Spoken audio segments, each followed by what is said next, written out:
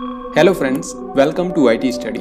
आज की ये वीडियो आपके आने वाले किसी भी एग्जाम के लिए काफ़ी ज़्यादा महत्वपूर्ण होने वाली है, क्योंकि इसी एक वीडियो के अंदर हम लोग पूरे अप्रैल महीने की जो सबसे महत्वपूर्ण करंट अफेयर्स के क्वेश्चंस हैं उनको हम लोग यहाँ पर देखने वाले हैं। यहाँ पर मैंने पूरे अप्रैल महीने से 120 सबसे सिलेक्टेड क्वेश्चंस को रखा है जो कि आपकी परीक्षाओं के अंदर पूछे जा सकते हैं। अप्रैल महीने के अंदर कई सारे इंपॉर्टेंट इवेंट्स हुए हैं जहां से आपके एग्जाम्स के अंदर क्वेश्चन बन सकते हैं, तो उन सभी को हम लोग यहाँ पर इस वीडियो के अंदर क्वेश्चंस के फॉर्मेट में कवर करेंगे। और क्योंकि ये पूरे महीने की कंप्लीट वीडियो है, तो इस वीडियो को देखने के बाद आप अप्रैल महीने की करंट अफेयर्स को लेकर निश्चिंत हो जाएंगे। बस आपको इस वीडियो को बिल्कुल ध्यान से और अंत तक देखना है, फिर आप अप्रैल महीने से जो भी क्वेश्चन पूछा जाएगा उसका आंसर आप बहुत ही आसानी से और कॉन्फिडेंटली कर पाएंगे। तो चलिए देर ना करते हुए आज की वीडियो शुरू करते हैं।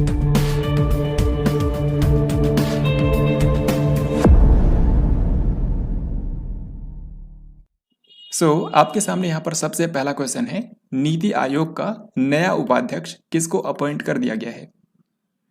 तो भारत का जो नीति आयोग है जो कि एक थिंक टैंक है और इसको योजना आयोग के स्थान पर बनाया गया था। इसके जो उपाध्यक्ष बने हैं हाल ही में, इनका नाम है डॉक्टर सुमन बेरी। डॉक्टर सुमन बेरी से पहले राजीव कुमार, लेकिन अब वो रिटायर हो चुके हैं और उनकी जगह ले ली है डॉक्टर सुमन बेरी ने। तो ऐसे ही आपको इस वीडियो को बिल्कुल ध्यान से देखते चलना है। ऐसे ही मैं आपको हर एक इंपॉर्टेंट क्वेश्चंस के बारे में जो भी महत्वपूर्ण जानकारियां होंगी वो भी मैं आपको साथ में बताऊंगा। तो अगला सवाल आपके सामने है, हाल ही में किसने सोशल मीडिया कंपनी ट्विटर को 44 अरब डॉलर में खरीद लिया है। तो जो सोशल मीडिया कंपनी है ट्विटर, इसको हाल ही में जो दुनिया के सबसे अमीर व्यक्ति हैं यानी कि एलोन मस्क, इन्होंने 44 बिलियन डॉलर में खरीद लिया है। यहाँ पर आंसर हो जाएगा ऑप्शन नंबर सी। 24 अप्रैल को द्वितीय खेलो इंडिया यूनिवर्सिटी गेम्स 2021 का उद्घाटन किसने किया। तो खेलो इंडिया यूनिवर्सिटी गेम्स 2021 का हाल ही में आयोजन किया गया, जो कि इसका सेकेंड एडिशन था। अगर आपसे पूछा जाए कि इसका आयोजन कहां पर किया गया था, तो याद रखिए इसका आयोजन किया गया था कर्नाटक की राजधानी बेंगलुरु में। यहाँ पर जो जैन यूनिवर्सिटी है यहीं पर इसका आयोजन किया गया था। इसका उद्घाटन किया था भारत के उपराष्ट्रपति एम वेंकैया नायडू ने। तो आपको कंफ्यूज नहीं होना है, यहाँ पर अन्य ऑप्शंस में भारत के उपराष्ट्रपति एम वेंकैया नायडू ने इसका उद्घाटन किया था। साथ ही आपको एक बात ये भी बता दूं, अब क्योंकि ये समाप्त हो चुका है तो इसमें पदक तालिका में जो नंबर 1 यूनिवर्सिटी थी वो जैन यूनिवर्सिटी ही थी जहां पर इसका आयोजन किया गया था। तो इस तरीके से ये सारी बातें आपको याद रखनी है। हर गांव में पुस्तकालय वाला देश का पहला जिला कौन सा बन गया है। यानी कि आपको बताना है उस जिले का नाम जहां पर हर एक गांव के अंदर लाइब्रेरी है। तो ऐसा भारत का पहला जिला बन गया है झारखंड का जामताड़ा। यहाँ पर आंसर हो जाएगा ऑप्शन नंबर बी। भारत और दुनिया भर में जो भी चीजें साल 2022 में पहली बार हुई हैं उन पर मैंने एक अलग से वीडियो भी बनाया है, जिसको आप डिस्क्रिप्शन में दी गई लिंक से देख सकते हैं। 14 अप्रैल को पीएम नरेंद्र मोदी ने इनमें से किस शहर के अंदर प्रधानमंत्री संग्रहालय का उद्घाटन किया। तो भारत के जो पूर्व प्रधानमंत्री हैं उनके ऊपर हाल ही में एक म्यूजियम बनाया गया है। और ये म्यूजियम कहाँ पर है? ये म्यूजियम बनाया गया है तीन मूर्ति स्टेट नई दिल्ली के अंदर। इसका उद्घाटन किया हाल ही में भारत के प्रधानमंत्री नरेंद्र मोदी ने। साथ ही आपको एक बात और याद रखनी है कि इस प्रधानमंत्री संग्रहालय को बनाने में 271 करोड़ रुपए की लागत आई है। भारत और फ्रांस के बीच नौसेना अभ्यास वरुण का 20वां संस्करण कहां पर आयोजित किया गया। तो सबसे पहली बात आपको याद रखनी है कि वरुण नाम का जो अभ्यास होता है ये भारत और फ्रांस की नौसेना के बीच में एक बाइलेटरल एक्सरसाइज है। अब इस बार इसका 20वां संस्करण हुआ है, तो कहां पर हुआ है? इसका आयोजन किया गया है अरब सागर में। करेक्ट आंसर होगा ऑप्शन नंबर ए। हाल ही में सरकार ने भारतीय जीवन बीमा निगम यानी कि LIC में कितने प्रतिशत हिस्सेदारी का विनिवेश करने के लिए IPO लॉन्च किया है। तो भारतीय जीवन बीमा निगम यानी कि जो LIC है, जो कि देश की सबसे बड़ी बीमा कंपनी है, इसमें भारत सरकार ने अपनी 3.5% हिस्सेदारी बेचने का फैसला किया है। और इसीलिए भारत का अब तक का सबसे बड़ा IPO लॉन्च किया गया है, क्योंकि इसके जरिए भारत सरकार LIC में अपनी 3.5% हिस्सेदारी बेच करके 21,000 करोड़ रुपए जुटाएगी। 21,000 करोड़ रुपए ये 3.5% हिस्सेदारी बेच करके केंद्र सरकार जुटाएगी। LIC की अगर हम बात करें तो इसका मुख्यालय है मुंबई के अंदर और इसके जो आज के समय अध्यक्ष हैं उनका नाम है MR कुमार। इसकी स्थापना हुई थी 1956 में। भारत का शीर्ष सब्जी उत्पादक राज्य कौन सा बना है? तो हाल ही में जारी किए गए आंकड़ों के हिसाब से वेजिटेबल प्रोडक्शन के मामले में भारत का जो नंबर 1 राज्य है ये है Uttar Pradesh. Show correct answer होगा ऑप्शन नंबर डी। और अगर आपसे पूछा जाए कि फल उत्पादन में भारत का पहला राज्य कौन सा है, तो फ्रूट्स के प्रोडक्शन में नंबर 1 राज्य है आंध्र प्रदेश। शेर बहादुर देवबा जो कि 1 से लेकर के 3 अप्रैल तक भारत की यात्रा पर थे, वो कौन से देश के प्रधानमंत्री हैं? तो शेर बहादुर देवबा जिनको यहाँ पर आप देख रहे हैं, ये हाल ही में भारत की यात्रा पर आए थे और ये नेपाल के मौजूदा प्रधानमंत्री हैं। शो करेक्ट आंसर होगा ऑप्शन नंबर ए। 2021 में नेपाल का प्रधानमंत्री बनने के बाद ये इनकी भारत की पहली यात्रा है। साथ ही आपको बता दूं कि इनकी इस यात्रा के दौरान भारत और नेपाल के बीच में टोटल 4 समझौतों पर हस्ताक्षर किए गए। इसके अलावा नेपाल कंट्री के अंदर रुपे कार्ड को भी लॉन्च कर दिया गया है। तो ये सारी बातें आपको याद रखनी है। इनकी इस यात्रा के दौरान और भी चीजें हुई हैं जो कि मैं आपको इसी वीडियो के अंदर आगे बताऊंगा। फिर अगला सवाल देखते हैं। 19 अप्रैल को पीएम नरेंद्र मोदी ने इनमें से किस शहर के अंदर WHO global centre for traditional medicine की आधारशिला रखी? तो इसका आंसर आपको ऑलरेडी पता होगा क्योंकि पिछले मंथ्स की वीडियो में भी मैंने आपको इसके बारे में बताया था। तो पारंपरिक औषधि यानी कि ट्रेडिशनल मेडिसिन के लिए जो दुनिया का पहला वैश्विक केंद्र बनने वाला है, ये बनेगा भारत के अंदर। भारत में कहाँ पर? तो गुजरात का जामनगर जो जिला है यहाँ पर यह बनाया जाएगा और इसी की हाल ही में आधारशिला रखी है भारत के प्रधानमंत्री नरेंद्र मोदी ने। यहाँ पर आप देख सकते हैं जब इसकी आधारशिला रखी गई तो उसके कार्यक्रम के दौरान जो WHO यानी कि विश्व स्वास्थ्य संगठन के महानिदेशक हैं यानी कि टेड्रोस एधनोम, ये भी भारत की यात्रा पर आए थे और उसी समय मॉरिशस के जो प्रधानमंत्री हैं प्रविंद जगन्नाथ, वो भी भारत की यात्रा पर आए थे। तो इन दोनों लोगों की उपस्थिति में भारत के प्रधानमंत्री नरेंद्र मोदी ने WHO global centre for traditional medicine की आधारशिला रखी है जामनगर गुजरात में। और एक चीज और आपको बता दूं कि ये जो सेंटर बनने वाला है ये भारत का जो आयुष मंत्रालय है और जो विश्व स्वास्थ्य संगठन है यानी कि WHO, इन दोनों के द्वारा मिल करके इसको विकसित किया जा रहा है। अंतर्राष्ट्रीय बुकर पुरस्कार के लिए शॉर्टलिस्ट होने वाला पहला हिंदी उपन्यास कौन सा बन गया है? तो इंटरनेशनल बुकर प्राइज के लिए शॉर्ट लिस्ट होने वाला जो फर्स्ट हिंदी नॉवेल बना है यह है टॉम्ब ऑफ सैंड। एक्चुअल में इसको पहले हिंदी में लिखा गया था जिसका टाइटल था रेत समाधि और इसको लिखा था एक भारतीय लेखिका ने जिनका नाम है गीतांजलि श्री। तो इन्होंने इसको लिखा था लेकिन हाल ही में इसको अंग्रेजी भाषा में टॉम्ब ऑफ सैंड के रूप में ट्रांसलेट करके यूके में पब्लिश किया गया था और उसी को यहाँ पर इस बार के इंटरनेशनल बुकर प्राइज के लिए शॉर्ट लिस्ट किया गया है। 12 से लेकर के 13 अप्रैल को सहकारिता नीति पर राष्ट्रीय सम्मेलन किस शहर के अंदर आयोजित किया गया? तो भारत की नई सहकार नीति पर चर्चा करने के लिए हाल ही में सहकारिता नीति पर राष्ट्रीय सम्मेलन का आयोजन किया गया था यानी कि national conference on cooperation policy. तो ये सम्मेलन कहाँ पर हुआ? इसका आयोजन किया गया था भारत की राजधानी नई दिल्ली में। दोस्तों आपको बता दूं कि इसका उद्घाटन किया था भारत के जो गृह मंत्री और सहकारिता मंत्री हैं यानी कि अमित शाह उन्होंने। आपको पता होगा सन 2021 के अंदर भारत में एक नया मंत्रालय बनाया गया था जिसका नाम था सहकारिता मंत्रालय यानी कि मिनिस्ट्री ऑफ कोऑपरेशन और उसके मंत्री कौन बने थे? अमित शाह। अप्रैल 2022 में तमिलनाडु के किस टेबल टेनिस खिलाड़ी की सड़क दुर्घटना में मौत हो गई? तो इसका आंसर करने से पहले मैं आपको नेक्स्ट क्वेश्चन दिखाता हूँ। यहाँ पर देखिए पूछा गया है कि 83वीं राष्ट्रीय टेबल टेनिस चैंपियनशिप 2022 की मेजबानी किस राज्य ने की? यानी कि भारत के अंदर जो नेशनल लेवल की टेबल टेनिस चैंपियनशिप होती है उसका आयोजन इस बार कहाँ पर किया गया? तो इसका आयोजन इस बार किया गया है मेघालय राज्य के अंदर। यहाँ की जो राजधानी है शिलोंग, वहीं पर इस बार राष्ट्रीय चैंपियनशिप का आयोजन किया गया था। अब हम आते हैं इस क्वेश्चन पर। बेसिकली क्या है कि इसी चैंपियनशिप के अंदर हिस्सा लेने के लिए तमिलनाडु के एक टेबल टेनिस खिलाड़ी हैं जिनका नाम है दीनदयालन विश्व। ये इस चैंपियनशिप में हिस्सा लेने के लिए जा रहे थे लेकिन रास्ते में ही सड़क दुर्घटना के अंदर इनकी डेथ हो गई। तो याद रखिएगा ये जो दीनदयालन विश्व हैं ये तमिलनाडु के एक टेबल टेनिस खिलाड़ी थे। नेक्स्ट क्वेश्चन भी यहाँ पर स्पोर्ट के बारे में है। आपको बताना है कि 24वें ग्रीष्मकालीन बधिर ओलंपिक्स का आयोजन किस देश के अंदर किया जाएगा?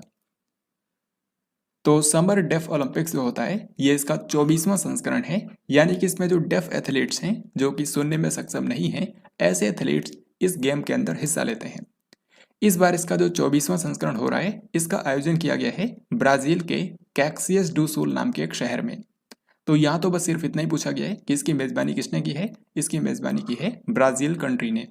आपको बता दूं कि इसमें भारत ने भी अपना दल भेजा है और भारत से टोटल 65 खिलाड़ी इसमें हिस्सा लेने के लिए गए हैं और इस तरीके से ये अब तक का इस गेम्स के अंदर भारत का सबसे बड़ा दल है। फिर अगला सवाल देखते हैं, निम्न में से किसे संघ लोक सेवा आयोग यानी कि यूपीएससी का नया अध्यक्ष बना दिया गया है। संघ लोक सेवा आयोग, जिसको शॉर्ट में यूपीएससी बोलते हैं, ये भारत की एक प्रमुख सरकारी भर्ती एजेंसी है। तो इसके अब नए अध्यक्ष बन गए हैं मनोज सोनी। मनोज सोनी से पहले यूपीएससी के अध्यक्ष थे प्रदीप कुमार जोशी, लेकिन अब ये रिटायर हो चुके हैं। इनकी जगह ले ली है मनोज सोनी ने। इनको यहाँ पर आप देख सकते हैं। अब इसी के साथ मैं आपको बताऊंगा कि अप्रैल 2022 के महीने में कौन सी सबसे महत्वपूर्ण अपॉइंटमेंट्स हुई हैं, इनके बारे में आपको ज़रूर याद रखना है। तो आप पहले इनको खुद से ट्राई कर सकते हैं, फिर मैं आपको बताऊंगा। तो देखिए, सबसे पहले है भारत के विदेश सचिव। भारत के विदेश सचिव नए बन गए हैं विनय मोहन क्वात्रा, जो कि अभी तक नेपाल के अंदर भारत के राजदूत थे, लेकिन अब इनको भारत का विदेश सचिव यानी कि फॉरेन सेक्रेटरी बना दिया गया है। संघ लोक सेवा आयोग यानी कि यूपीएससी के अध्यक्ष बन गए हैं मनोज सोनी, जो कि अभी मैंने आपको बताया। भारतीय सेना के नए अध्यक्ष बन चुके हैं मनोज पांडे। आपको पता होगा इससे पहले थे जनरल मनोज मुकुंद नरवाने, लेकिन मनोज मुकुंद नरवाने की अब जगह ले ली है जनरल मनोज पांडे ने। नीति आयोग के नए उपाध्यक्ष बन गए हैं डॉक्टर सुमन के बेरी। आपको पता होगा काफी लंबे समय तक थे राजीव कुमार, लेकिन अब उनकी जगह ले ली है डॉक्टर सुमन के बेरी ने।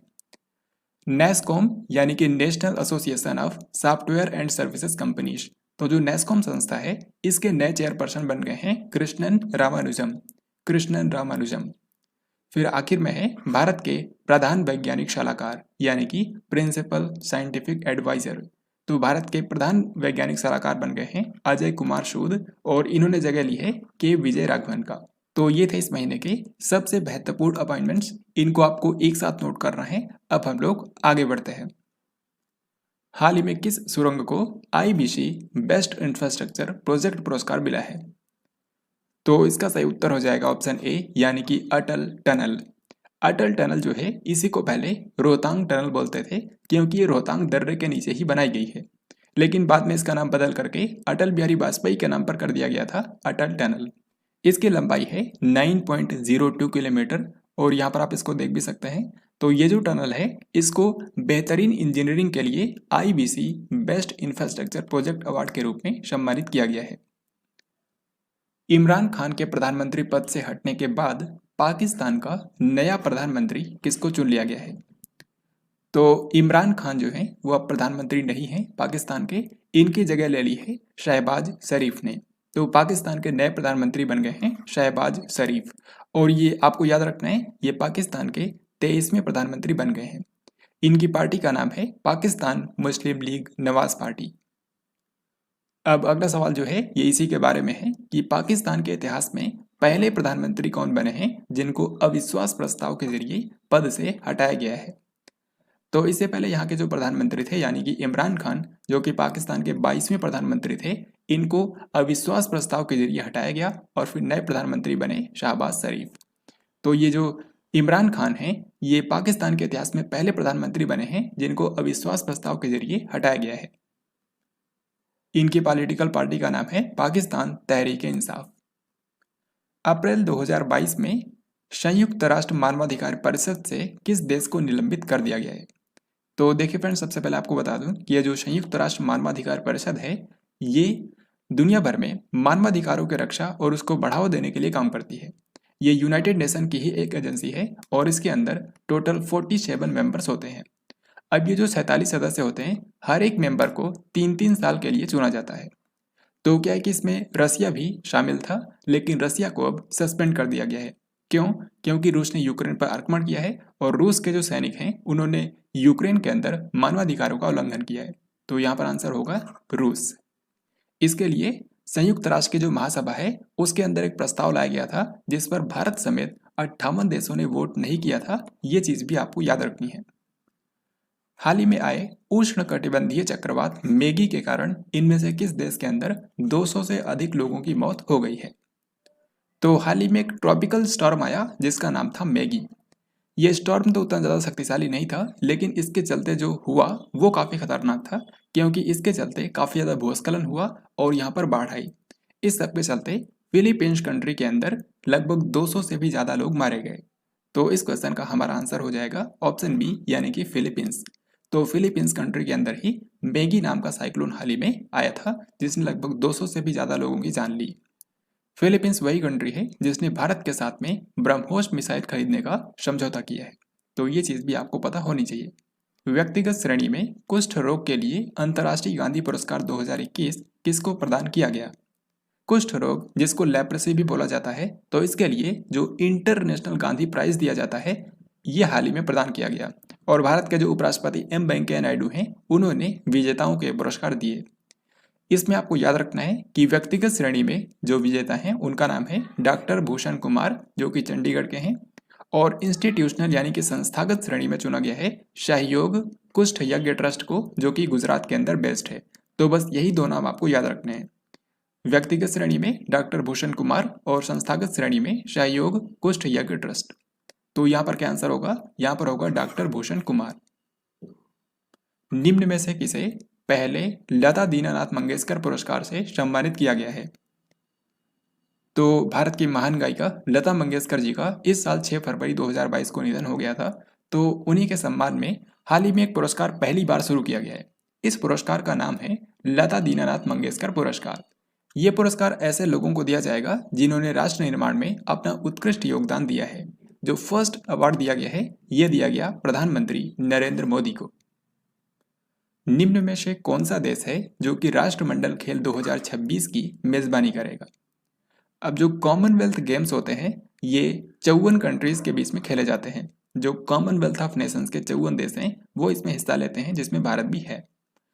कॉमनवेल्थ गेम्स हर 4 साल में एक बार होते हैं। अभी 2022 में भी होने वाला है, जिसका आयोजन किया जाएगा ब्रिटेन के बर्मिंघम में। लेकिन उसकी यहाँ पर बात नहीं हो रही है। जो नेक्स्ट एडिशन होगा 2026 में, उसकी मेजबानी कौन करेगा? तो उसकी मेजबानी करेगा ऑस्ट्रेलिया। यहाँ पर ऑस्ट्रेलिया के अंदर एक राज्य है जिसका नाम है विक्टोरिया। तो वहीं पर 2026 का कॉमनवेल्थ गेम्स खेला जाएगा। 21 अप्रैल 2022 को गुरु तेग बहादुर जी का कौन सा प्रकाश पर्व मनाया गया है? तो जैसा कि आप जानते हैं, सिख धर्म में टोटल 10 गुरु हुए हैं। उनमें से जो 90वें गुरु थे, उनका नाम था गुरु तेग बहादुर जी। तो इन्हीं का हाल ही में 400वां प्रकाश पर्व मनाया गया है 21 अप्रैल 2022 को। आपको बता दूं कि इसके लिए एक भव्य समारोह का आयोजन किया गया था लाल किले में, जहां पर भारत के प्रधानमंत्री नरेंद्र मोदी ने भी पार्टिसिपेट किया। साथ ही इन्होंने यहां पर गुरु तेग बहादुर जी की इस 400वें प्रकाश पर्व के अवसर पर 400 रुपए का एक स्मारक सिक्का भी जारी किया और एक डाक टिकट भी जारी की। तो याद रखिएगा, गुरु तेग बहादुर जी की 400वां प्रकाश पर्व इस बार मनाया गया है। सुप्रीम कोर्ट ने दिल्ली देहरादून एक्सप्रेसवे के हरित प्रभाव की निगरानी के लिए किसकी अध्यक्षता में एक समिति का पुनर्गठन किया है? तो क्या है कि दिल्ली और देहरादून के बीच में एक एक्सप्रेसवे बनाया जा रहा है, एक इकोनॉमिक कॉरिडोर बनाया जा रहा है, जो कि 210 किलोमीटर लंबा होगा। तो इस कॉरिडोर के बनने से पर्यावरण पर कोई नुकसान ना हो, ये सुनिश्चित करने के लिए सुप्रीम कोर्ट ने हाल ही में एक समिति बनाई। हालांकि एक समिति पहले से भी ये काम कर रही थी, जिसको नेशनल ग्रीन ट्रिब्यूनल ने बनाया था और उसके अध्यक्ष थे सुखबीर सिंह संधू। लेकिन अब सुप्रीम कोर्ट ने इसका पुनर्गठन किया है और अब अध्यक्ष बने हैं चंद्र प्रकाश गोयल। सो यहाँ पर आंसर होगा ऑप्शन नंबर बी। तो सुप्रीम कोर्ट ने ये जो समिति का पुनर्गठन किया है, इसके अध्यक्ष हैं चंद्र प्रकाश गोयल, यानी कि सीपी गोयल। इनमें से कौन सा देश अंतर्राष्ट्रीय सौर गठबंधन यानी कि ISA में शामिल होने वाला 105वां सदस्य देश बन गया है?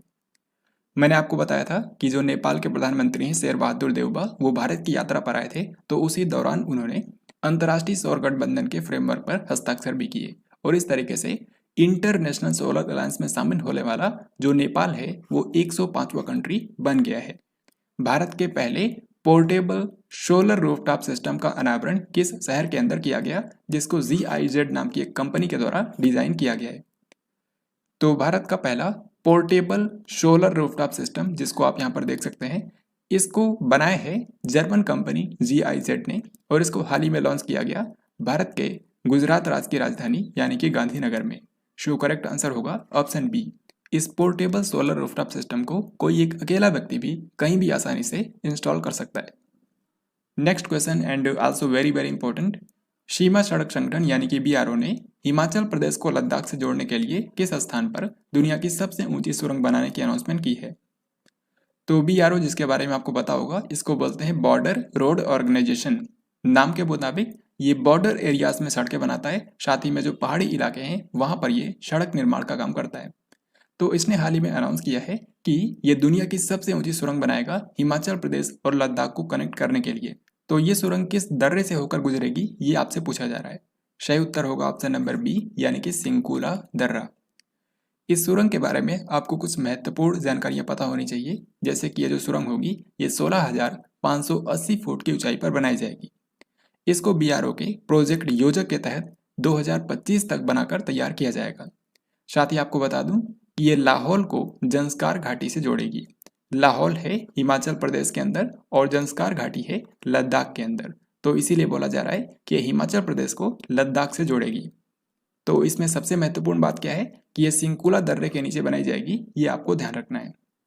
अब इसके बाद ये क्वेश्चन काफी ज्यादा महत्वपूर्ण है। आपको बताना है कि इनमें से किस प्रसिद्ध असमिया कवि को गुवाहाटी के अंदर 56वें ज्ञानपीठ पुरस्कार से सम्मानित किया गया है। 56वां ज्ञानपीठ पुरस्कार या फिर साल 2021 का ज्ञानपीठ पुरस्कार, ये कैसे भी आपके एग्जाम में आ सकता है। तो ये दिया गया है मशहूर असमिया कवि नीलमणि फुकन को। सो करेक्ट आंसर होगा ऑप्शन नंबर बी। यहाँ पर देखिए, जो ज्ञानपीठ पुरस्कार है यह देश का सर्वोच्च साहित्यिक पुरस्कार होता है और सबसे पहली बार यह दिया गया था 1965 में जी शंकर कुरूप को।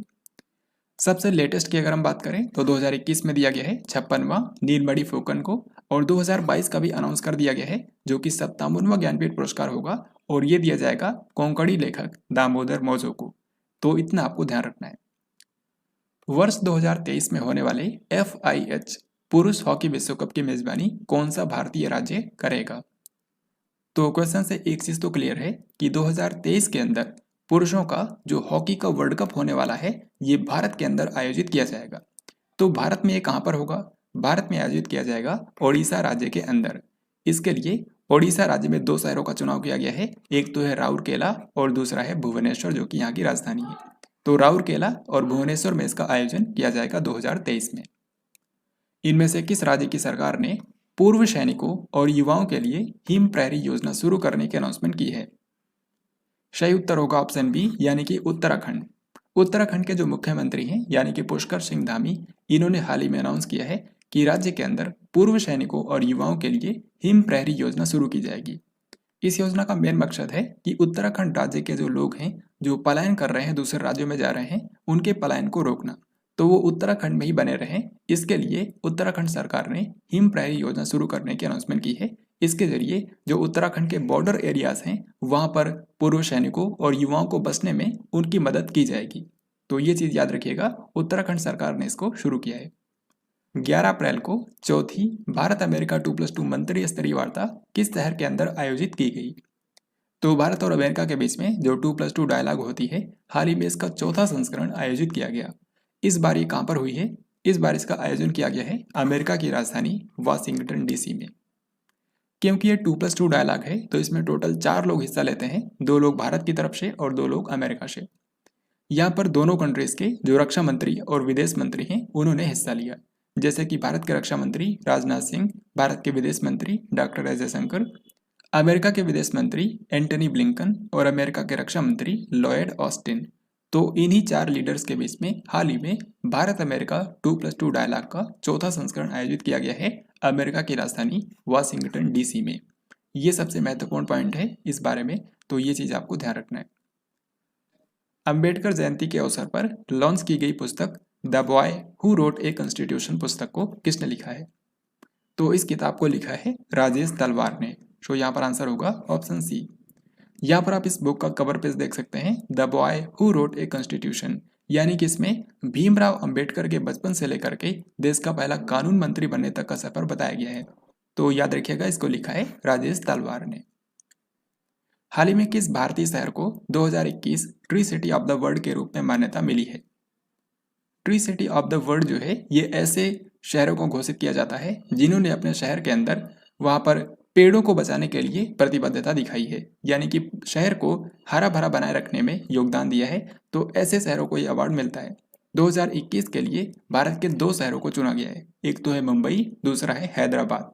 सो आंसर हो जाएगा ऑप्शन सी यानी कि उपरोक्त दोनों। वर्ष 2022 में भारत के कितने स्थलों को यूनेस्को की विश्व धरोहर स्थलों की संभावित सूची में शामिल कर लिया गया है? तो ये संभावित सूची होती है जो कि यूनेस्को के द्वारा तैयार की जाती है।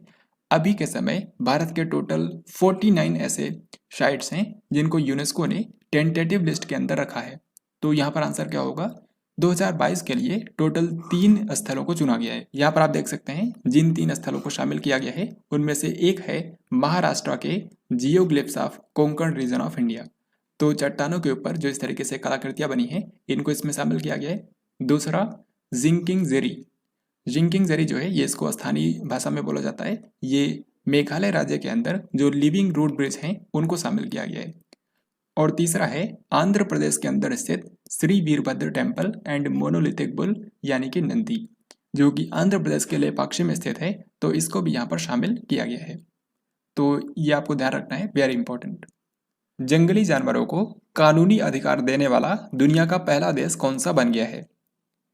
तो दुनिया का वो पहला कंट्री जिसने वाइल्ड एनिमल्स को लीगल राइट्स दिए हैं ये कंट्री है इक्वाडोर, जो कि दक्षिण अमेरिका का एक देश है। इनमें से किस देश ने FIH जूनियर महिला हॉकी विश्व कप 2022 का खिताब जीत लिया है? तो हाल ही में महिलाओं का जूनियर लेवल का हॉकी वर्ल्ड कप आयोजित किया गया। यहाँ पर आपसे 2 चीजें पूछ सकते हैं, एक तो इसका आयोजन कहाँ पर किया गया और दूसरा इसको जीता किसने है। इसका आयोजन किया गया था दक्षिण अफ्रीका के अंदर। यहाँ पर आपको 2021 से कंफ्यूज नहीं होना है, एक्चुअल में 2021 में ही हो रहा था, लेकिन कोविड-19 के चलते ये अभी इसका आयोजन किया गया है। और अगर आपसे पूछें कि इसको जीता किसने है, तो इसको जीता है नीदरलैंड की टीम ने। यहाँ पर नीदरलैंड ने फाइनल में जर्मनी को हरा करके इस बार FIH जूनियर महिला हॉकी वर्ल्ड कप 2022 का खिताब जीत लिया है।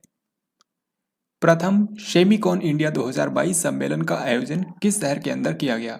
ये क्वेश्चन भी काफी महत्वपूर्ण है, क्योंकि भारत के अंदर सेमीकंडक्टर उत्पादों के निर्माण को बढ़ावा देने के लिए पहली बार शेमिकॉन इंडिया सम्मेलन का आयोजन किया गया। तो ये सम्मेलन कहाँ पर हुआ? इसका आयोजन किया गया है कर्नाटक की राजधानी बेंगलुरु में, और भारत के प्रधानमंत्री नरेंद्र मोदी ने इस सम्मेलन का उद्घाटन किया था।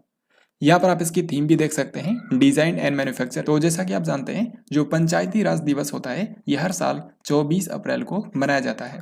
इस बार का जो पंचायती राज दिवस समारोह है ये जम्मू कश्मीर के सांबा जिले में आयोजित किया गया था। तो इसी में हिस्सा लेने के लिए PM नरेंद्र मोदी ने जम्मू कश्मीर का दौरा किया था। जम्मू कश्मीर के अंदर इन्होंने सांबा जिले में पल्ली ग्राम पंचायत का दौरा किया और यहीं से इन्होंने देश भर की ग्राम सभाओं को संबोधित किया।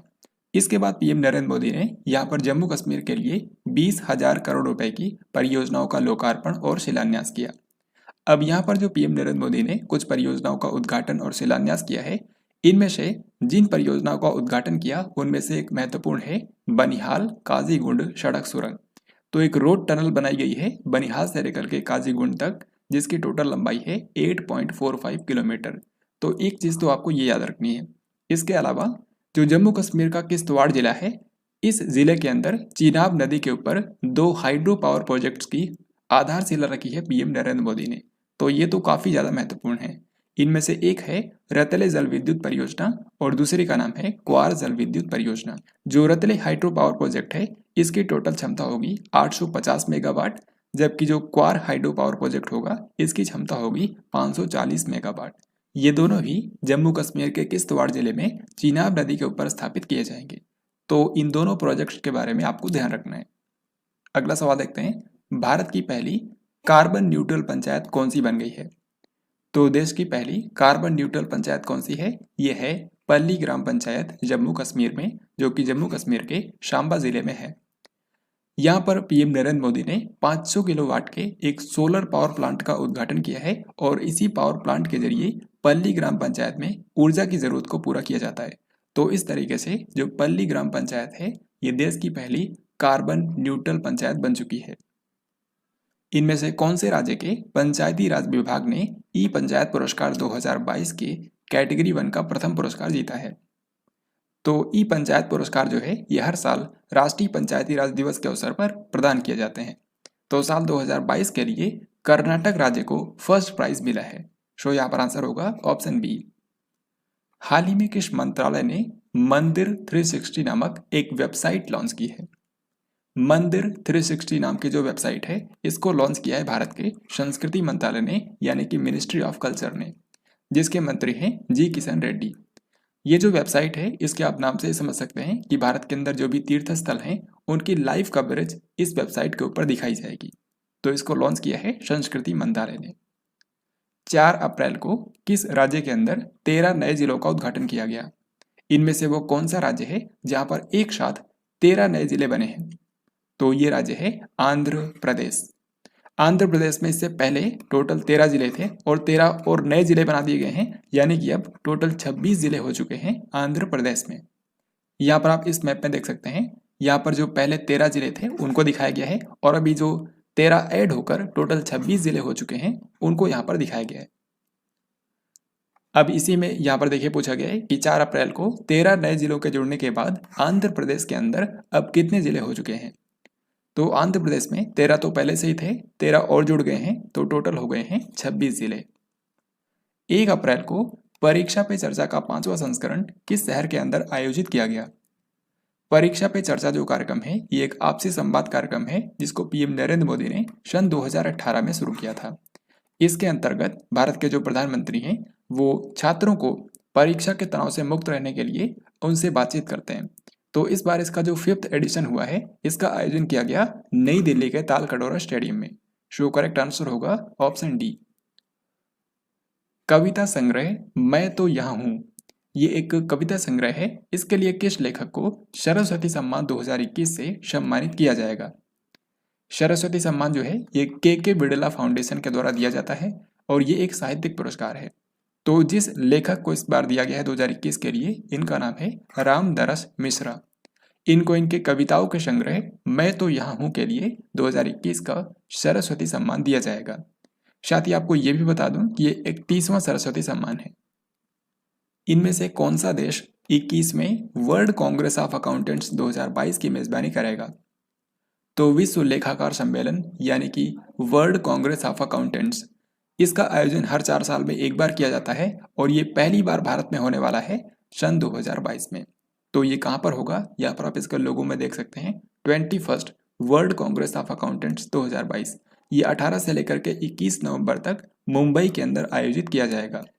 तो मुंबई में आपको बताएं जो जियो वर्ल्ड सेंटर है, जिसको रिलायंस ने स्थापित किया है, वहीं पर इसका आयोजन किया जाएगा। सो आंसर होगा भारत। इनमें से किस बॉलीवुड अभिनेत्री को 75वें कांस फिल्म फेस्टिवल की ज्यूरी सदस्य के रूप में चुना गया है? तो कांस नाम की एक जगह है जो कि है फ्रांस में, और यहीं पर हर साल कांस फिल्म फेस्टिवल का आयोजन किया जाता है। इस बार इसका जो 75वां एडिशन होने वाला है, इसके लिए ज्यूरी मेंबर के रूप में एक भारत की एक्ट्रेस को चुना गया है जिनका नाम है दीपिका पादुकोण। तो यहाँ पर आंसर होगा ऑप्शन नंबर डी, यानी कि इस बार कांस फिल्म समारोह के अंदर जो पुरस्कार दिए जाएंगे उसमें दीपिका पादुकोण भी अवार्ड का चयन करने में अपना योगदान देंगी। स्कॉर्पियन श्रेणी की 6ठी पनडुब्बी का नाम आपको बताना है, जिसको 20 अप्रैल को मुंबई के अंदर लॉन्च किया गया। स्कॉर्पियन श्रेणी जो है, इसको कलवरी क्लास सबमरीन भी कहा जाता है और इसके अंदर भारत जो है, ये फ्रांस की हेल्प से टोटल 6 सबमरीन बना रहा है। इन सभी सबमरीन को बनाने का काम दिया गया है Mazagon dock shipbuilders limited को, जो कि मुंबई के अंदर स्थित है। यहाँ पर आप देख सकते हैं जो 6 सबमरीन बनाई जानी है, उनमें से 4 तो पहले ही कमीशन हो चुकी हैं और जो अन्य 2 हैं इनको अभी के लिए लॉन्च किया गया है, फिर बाद में इनको भी कमीशन किया जाएगा। तो इसी सीरीज के अंदर जो 6ठी और आखिरी पनडुब्बी है, यानी कि INS वाकशीर, इसको हाल ही में 20 अप्रैल को लॉन्च कर दिया गया है। अभी इसके सी ट्रायल्स होंगे और फिर बाद में इसको भारतीय नौसेना में कमीशन किया जाएगा। तो 6ठी पनडुब्बी का नाम क्या है? INS वाकशीर। 4 अप्रैल को इनमें से किस केंद्रीय मंत्री ने प्रसारकों के लिए प्रसारण सेवा पोर्टल का शुभारंभ किया? तो जो ब्रॉडकास्टर्स हैं उनकी हेल्प करने के लिए हाल ही में भारत के जो सूचना और प्रसारण मंत्री हैं, यानी कि अनुराग ठाकुर, इन्होंने एक पोर्टल का शुभारंभ किया है जिसका नाम है ब्रॉडकास्ट सेवा पोर्टल, यानी कि प्रसारण सेवा पोर्टल। तो इसके जरिए जो ब्रॉडकास्टर्स हैं उनको अगर कोई लाइसेंस लेना हो या फिर कोई परमिशन लेनी हो, तो उसके लिए जो आवेदन करना पड़ता है उसकी प्रक्रिया को काफ़ी तेजी से किया जा सकता है। तो इसीलिए ब्रॉडकास्ट सेवा पोर्टल को लॉन्च किया गया है अनुराग सिंह ठाकुर के द्वारा। दुनिया का पहला क्रिप्टो समर्थित भुगतान कार्ड किसके द्वारा लॉन्च किया गया है? तो दुनिया का पहला जो क्रिप्टो बैक्ड पेमेंट कार्ड है, यहाँ पर आप इसको देख सकते हैं, इसको लॉन्च किया है नेक्सो और मास्टर कार्ड ने मिल करके। सो यहाँ पर आंसर हो जाएगा ऑप्शन डी, नेक्सो और मास्टर कार्ड। भारत की पहली स्टील सड़क किस राज्य के अंदर बनाई गई है? तो देश की पहली स्टील रोड बनाई गई है भारत के गुजरात राज्य में। गुजरात में जो सूरत शहर है, यहीं पर देश की पहली स्टील सड़क बनाई गई है। यहाँ पर स्टील का इस्तेमाल नहीं किया गया है, बल्कि स्टील प्लांट से जो अपशिष्ट निकलता है, जिसको बोलते हैं स्टील स्लैग, उसका इस्तेमाल करके देश की पहली स्टील रोड बनाई गई है। भारत के नए विदेश सचिव के रूप में किसको अपॉइंट कर दिया गया है? This question is very very important. तो भारत के अभी तक विदेश सचिव थे हर्षवर्धन श्रृंगला, लेकिन अब उनकी जगह ले ली है विनय मोहन क्वात्रा ने। तो विनय मोहन क्वात्रा जो हैं, ये भारत के नए फॉरेन सेक्रेटरी बन गए हैं। 20 अप्रैल को पीएम नरेंद्र मोदी ने इनमें से किस शहर के अंदर वैश्विक आयुष निवेश और नवाचार शिखर सम्मेलन का उद्घाटन किया? इसका सही आंसर होगा ऑप्शन नंबर सी, यानी कि गांधीनगर, गुजरात। यहाँ पर आप देख सकते हैं, ये जो global Ayush investment and innovation summit 2022 हुआ है, इसका उद्घाटन किया भारत के प्रधानमंत्री नरेंद्र मोदी ने। यहाँ पर मॉरिशस के प्रधानमंत्री प्रविंद जगन्नाथ और WHO के जो महानिदेशक हैं, यानी कि टेड्रोस एधनोम, उनकी उपस्थिति में इसका उद्घाटन किया गया।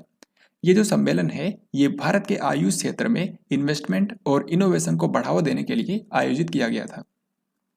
अगला सवाल देखते हैं, 20 अप्रैल को इनमें से किस कंट्री ने शर्मट अंतर महाद्वीपीय बैलिस्टिक मिसाइल का सफलतापूर्वक परीक्षण किया है? यहाँ पर आप जो मिसाइल देख पा रहे हैं, इसका नाम है RS-28 Sarmat intercontinental ballistic missile, यानी कि एक कॉन्टिनेंट से दूसरे कॉन्टिनेंट पर भी इसको फायर किया जा सकता है। तो ये जो मिसाइल है, ये किस कंट्री की मिसाइल है? ये है रसिया की। तो हाल ही में रशिया ने इसका सफल परीक्षण किया है। चमेली देवी जैन पुरस्कार 2021 किस पत्रकार ने जीता है? चमेली देवी जैन पुरस्कार जो है, ये भारत की महिला मीडिया कर्मियों को दिया जाता है। तो साल 2021 के लिए एक मुंबई की पत्रकार को दिया गया है, जिनका नाम है आरिफा जौहरी। आरिफा जौहरी ये scroll.in के लिए काम करती हैं। डेनिश ओपन 2022 स्विमिंग प्रतियोगिता में किस भारतीय तैराक ने 2 पदक जीते हैं? ये क्वेश्चन भी मोस्ट इंपॉर्टेंट है और वो मैं आपको बताता हूँ क्यों। हाल ही में डेनिश ओपन 2022 स्विमिंग कंपटीशन का आयोजन किया गया। अब डेनिश से नाम से ही आप समझ सकते हैं कि इसका आयोजन किया गया है डेनमार्क में। तो डेनमार्क की जो राजधानी है कोपेनहेगन, वहाँ पर इसका आयोजन किया गया। इस टूर्नामेंट के अंदर आपको क्या याद रखना है वो मैं आपको बताता हूँ। इसमें भारत के टोटल 4 स्विमर्स को भेजा गया था, यानी कि भारत के 4 तैराक गए थे। उन सभी के नाम और उनकी जो परफॉर्मेंस रही है वो यहाँ पर मैंने लिखी है। जैसे कि साजन प्रकाश, इन्होंने 200 मीटर बटरफ्लाई के अंदर गोल्ड मेडल जीता है। तनिष जॉर्ज मैथ्यू, इन्होंने ब्रॉन्ज मेडल जीता है, तो ये आपके एग्जाम में नहीं पूछा जाएगा। फिर इसके बाद वेदांत माधवन, इनका नाम काफ़ी ज़्यादा महत्वपूर्ण है और इस प्रतियोगिता के अंदर जो सबसे ज़्यादा चर्चा में रहे वो यही है, वेदांत माधवन, क्योंकि इन्होंने एक तो 2 मेडल जीते हैं, एक gold medal 800 metre freestyle में और 1500 मीटर फ्री स्टाइल के अंदर सिल्वर मेडल। साथ ही इनके चर्चा में रहने का एक और महत्वपूर्ण कारण ये था कि ये मशहूर एक्टर आर माधवन के बेटे हैं। तो इन्होंने स्विमिंग के अंदर एक गोल्ड और एक सिल्वर मेडल जीता है। यहाँ पर मैंने आपको बताया वेदांत माधवन। बाकी एक जो अन्य स्विमर गई थी, ये एक महिला तैराक थी, इन्होंने कोई भी मेडल नहीं जीता है। तो या तो आपसे साजन प्रकाश के बारे में पूछा जाएगा या फिर वेदांत माधवन के बारे में। तो यहाँ पर क्या आंसर होगा? पूछा गया है कि किस भारतीय तैराक ने 2 मेडल जीते हैं। तो 2 मेडल तो जीते हैं वेदांत माधवन ने, 800 मीटर के अंदर गोल्ड और 1500 मीटर के अंदर सिल्वर। 71वीं सीनियर नेशनल बास्केटबॉल चैंपियनशिप में पुरुष वर्ग का खिताब किस टीम ने जीता है? तो हाल ही में भारत के अंदर राष्ट्रीय स्तर की बास्केटबॉल चैंपियनशिप का आयोजन किया गया। यहाँ पर आप देख सकते हैं, इसका आयोजन किया गया है तमिलनाडु के अंदर। और इसमें आपको 2 बातें याद रखनी है। पहला, पुरुष वर्ग का खिताब किसने जीता है? तो मेंस की अगर हम बात करें तो मेंस में जीता है तमिलनाडु की टीम ने। और अगर आपसे पूछें कि महिलाओं में किसने जीता है, तो महिलाओं का जो इवेंट हुआ था उसको जीता है रेलवे की टीम ने। तो जो भी आपसे पूछें उसका आंसर करना है। यहाँ पर पुरुषों का पूछा गया है, सो आंसर होगा तमिलनाडु। प्रधानमंत्री जन आरोग्य योजना के तहत 100% परिवारों को शामिल करने वाला देश का पहला जिला कौन सा बन गया है? यानी कि प्रधानमंत्री जन आरोग्य योजना के अंतर्गत वो कौन सा ऐसा जिला है जहां पर सभी के सभी परिवारों को कवर किया गया है? ये वही जिला है जहां पर पीएम नरेंद्र मोदी ने अप्रैल महीने के अंदर दौरा किया था, यानी कि जम्मू कश्मीर का सांबा डिस्ट्रिक्ट। सो करेक्ट आंसर होगा ऑप्शन नंबर बी। किस राज्य की सरकार ने 18 दिसंबर को अल्पसंख्यक अधिकार दिवस के रूप में मनाने की अनाउंसमेंट की है? तो इनमें से वो कौन सा राज्य है जो कि अब से हर साल 18 दिसंबर को अल्पसंख्यक अधिकार दिवस के रूप में मनाएगा? ये राज्य है तमिलनाडु। यहाँ के जो मुख्यमंत्री हैं एम के स्टालिन, इन्होंने हाल ही में ये अनाउंसमेंट की है। किस राज्य की सरकार ने बी आर अम्बेडकर की जयंती को समथुआ नाल यानी कि समानता दिवस के रूप में मनाने का फैसला किया है?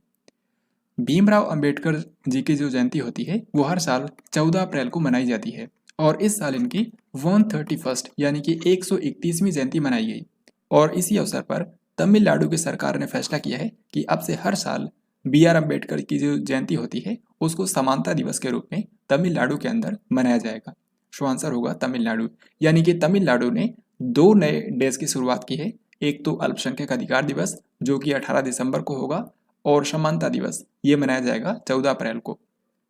हाल ही में सरकार ने पवन हंस लिमिटेड की अपनी संपूर्ण हिस्सेदारी यानी कि 51% इसकी बिक्री के लिए किस कंपनी की उच्चतम बोली को मंजूरी दे दी है?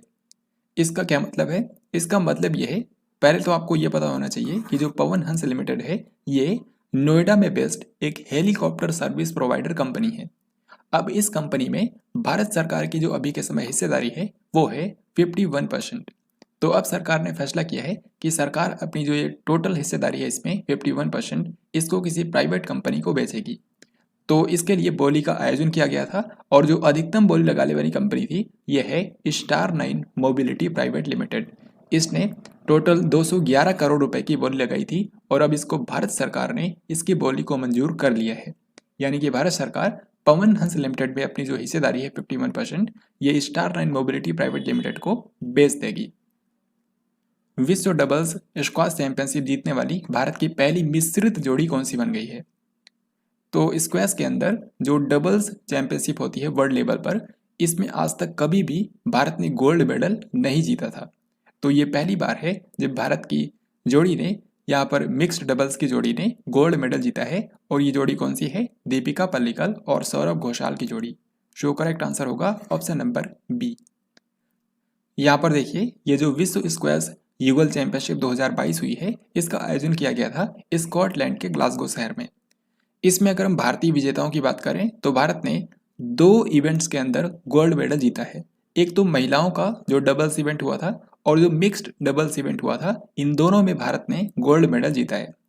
महिला वर्ग में ज्योत्सना चिनप्पा और दीपिका पल्लिकल ने जीता है और मिश्रित वर्ग में सौरभ घोषाल और दीपिका पल्लिकल की जोड़ी ने जीता है। तो इस इवेंट के बारे में भी ध्यान रखिएगा क्योंकि भारत ने पहली बार इसमें गोल्ड मेडल जीता है। आवास विकास और वित्त निगम लिमिटेड यानी कि जो HDFC कंपनी है इसका इनमें से किस बैंक के अंदर विलय कर दिया जाएगा? तो HDFC जो कंपनी है ये मुंबई के अंदर स्थित है और इसका विलय HDFC बैंक के अंदर कर दिया जाएगा। तो इस क्वेश्चन का आंसर होगा ऑप्शन नंबर बी। आपको बता दूं कि ये दोनों ही यानी कि HDFC कंपनी और HDFC बैंक ये दोनों ही मुंबई के अंदर बेस्ड हैं। गृह मंत्री अमित शाह ने सीमा दर्शन परियोजना के तहत गुजरात के किस जिले के अंदर व्यू पॉइंट का उद्घाटन किया है? सीमा दर्शन परियोजना क्या है? तो इसका मेन मकसद है कि भारत के अंदर जो बॉर्डर एरियाज हैं वहाँ पर टूरिज्म को बढ़ावा देना। तो बॉर्डर टूरिज्म को बढ़ावा देने के लिए ही सीमा दर्शन परियोजना शुरू की गई थी और इसी के अंतर्गत हाल ही में गुजरात के नादाबेट में, नादाबेट आपको पता है बनासकांठा जिले में है, तो यहीं पर एक व्यू पॉइंट का उद्घाटन किया गया है। यानी कि नादाबेट में जाकर लोग बॉर्डर पर किस तरीके से BSF के कर्मियों का जीवन होता है उस सब के बारे में जान सकते हैं। तो ये कहाँ पर इसका उद्घाटन किया गया? बनासकांठा जिले में नादाबेट में। नीति आयोग द्वारा जारी राज्य ऊर्जा और जलवायु सूचकांक में बड़े राज्यों की श्रेणी में कौन सा राज्य शीर्ष पर है? तो हाल ही में नीति आयोग ने एक इंडेक्स निकाला जिसका नाम है state energy and climate index. इस इंडेक्स में जिस राज्य ने टॉप किया है ये है गुजरात। यहाँ पर आप देखिए ये जो state energy and climate index है इसका राउंड 1 नीति आयोग ने जारी किया। इसमें टोटल 3 कैटेगरी बनाई गई है, बड़े राज्य, छोटे राज्य और यूनियन टेरिटरी। बड़े राज्यों में नंबर 1 पर है गुजरात, छोटे राज्यों में नंबर 1 पर है गोवा और यूनियन टेरिटरीज के अंदर नंबर 1 पर है चंडीगढ़। तो इतना आपको इस इंडेक्स के बारे में याद रखना है। वैसे आपको बता दूं कि साल 2022 के अंदर जो भी important indexes and reports publish हुई हैं, चाहे वो राष्ट्रीय स्तर पर हो या फिर वैश्विक स्तर पर, उन सभी पर मैंने एक कंप्लीट वीडियो बनाया है। अगर आपने उस वीडियो को नहीं देखा है तो डिस्क्रिप्शन में आपको उसकी लिंक मिल जाएगी, आप उस वीडियो को ज़रूर देखें। 24 से लेकर के 30 अप्रैल तक मनाया जाने वाला विश्व टीकाकरण सप्ताह 2022 का विषय क्या है? तो विश्व टीकाकरण सप्ताह यानी कि वर्ल्ड इम्यूनाइजेशन वीक जो होता है, नाम से ही स्पष्ट है कि टीकाकरण के बारे में लोगों को जागरूक करने के लिए ये मनाया जाता है। इसको जो विश्व स्वास्थ्य संगठन है यानी कि WHO, वो इसको ऑर्गेनाइज करता है। इस बार का क्या विषय है? इस बार का विषय रखा गया है long life for all. Long life for all. Paris पुस्तक मेला 2022 में किस कंट्री को गेस्ट ऑफ ऑनर कंट्री के रूप में शामिल किया गया था? नाम से यह स्पष्ट है कि जो पेरिस बुक फेयर होता है, ये फ्रांस की राजधानी पेरिस के अंदर आयोजित किया जाता है।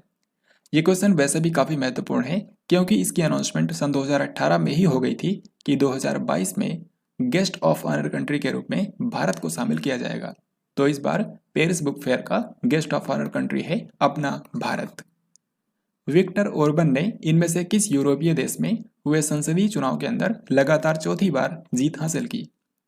तो विक्टर ओर्बन, जिनको आप यहाँ पर देख पा रहे हैं, ये हंगरी के मौजूदा प्रधानमंत्री हैं। तो हाल ही में यहाँ पर क्या हुआ, एक बार फिर से संसदीय चुनाव हुए और इन्होंने लगातार चौथी बार यहाँ पर जीत हासिल की है। आपको बता दूं कि ये हंगरी के सबसे लंबे कार्यकाल वाले प्रधानमंत्री भी हैं। ये चीज़ आपको ध्यान रखनी है। अब यहाँ पर मैं आपको अप्रैल 2022 के महीने की कुछ स्पेशल अपॉइंटमेंट्स बताऊंगा। स्पेशल इसलिए क्योंकि ये पहले से ही यही थे, एक बार इनको फिर से अपॉइंट कर दिया गया है। जैसे कि फ्रांस के राष्ट्रपति तो अभी तक थे इमैनुअल मैक्रोन, हाल ही में चुनाव हुए यहाँ पर, एक बार फिर से यहाँ के राष्ट्रपति बन गए हैं इमैनुअल मैक्रोन। सर्बिया के राष्ट्रपति एक बार फिर से चुन लिए गए हैं अलेक्जेंडर वुसिक। भारतीय बैडमिंटन संघ यानी कि जो बैडमिंटन एसोसिएशन ऑफ इंडिया है, इसके अध्यक्ष हैं हिमंता बिस्वा शर्मा, जो कि असम के मौजूदा मुख्यमंत्री हैं। तो एक बार फिर से इनको भारतीय बैडमिंटन संघ का अध्यक्ष चुन लिया गया है। DCB बैंक, जो कि एक प्राइवेट बैंक है, इसके MD और CEO के रूप में एक बार फिर से चुन लिया गया है मुरली M नटराजन को। राष्ट्रीय अल्पसंख्यक आयोग जो है, नेशनल कमीशन फॉर माइनॉरिटीज, इसके अध्यक्ष एक बार फिर से बन गए हैं इकबाल सिंह लालपुरा। राष्ट्रीय अनुसूचित जाति आयोग यानी कि national commission for scheduled castes, इसके अध्यक्ष बन गए हैं एक बार फिर से विजय शांपला। तो ये तो आपको पहले से ही याद होंगे, अगर नहीं भी याद है तो इनको आपको ध्यान रखना है क्योंकि इनको हाल ही में एक बार फिर से अपॉइंट कर दिया गया है। इनमें से किस कंट्री ने आयरन बीम लेजर मिसाइल रक्षा प्रणाली का सफल परीक्षण किया है? सही उत्तर हो जाएगा ऑप्शन डी यानी कि इजराइल। तो दोस्तों, हाल ही में इजराइल ने ऊर्जा आधारित रक्षा प्रणाली का अनावरण किया है जिसका नाम दिया गया है आयरन बीम। तो इसमें से लेजर किरणें निकलती हैं और उसी से कोई भी हवाई टारगेट जो है उसको आसानी से नष्ट किया जा सकता है। हाल ही में किस भारतीय क्रिकेटर को Wisden 5 cricketers of the year 2021 में शामिल किया गया? तो विजडन नाम की जो संस्था है, ये हर साल एक बुक निकालती है जिसको बोलते हैं विजडन अल्मनेक। इसको क्रिकेट का बाइबल भी बोला जाता है।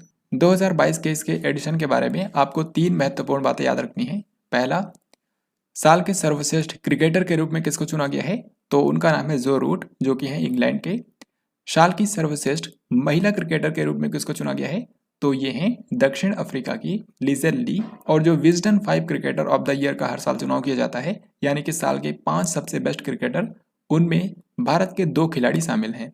एक तो हैं जसप्रीत बुमराह और दूसरे हैं रोहित शर्मा। और यही आपसे क्वेश्चन में पूछा गया था कि Wisden 5 cricketers of the year 2021 में किस भारतीय क्रिकेटर को शामिल किया गया है? तो 2 लोग हैं, रोहित शर्मा और जसप्रीत बुमराह। सो आंसर होगा ऑप्शन नंबर सी, उपरोक्त तो दोनों। भारत सरकार के नए प्रधान वैज्ञानिक सलाहकार कौन बन गए हैं? This question is very very important और अगर आपने इस वीडियो को अभी तक ध्यान से देखा होगा तो इस क्वेश्चन का आंसर आप बहुत ही आसानी से कर सकते हैं। भारत सरकार के नए प्रधान वैज्ञानिक सलाहकार बन गए हैं अजय कुमार सूद और इन्होंने स्थान लिया है के विजय राघवन का। इनमें से किस राज्य की सरकार ने मुख्यमंत्री उद्योग क्रांति योजना शुरू की है? मुख्यमंत्री उद्योग क्रांति योजना जो है, इसको शुरू किया है मध्य प्रदेश की सरकार ने। यहाँ के जो मुख्यमंत्री हैं शिवराज सिंह चौहान, इन्होंने इस योजना की शुरुआत की है।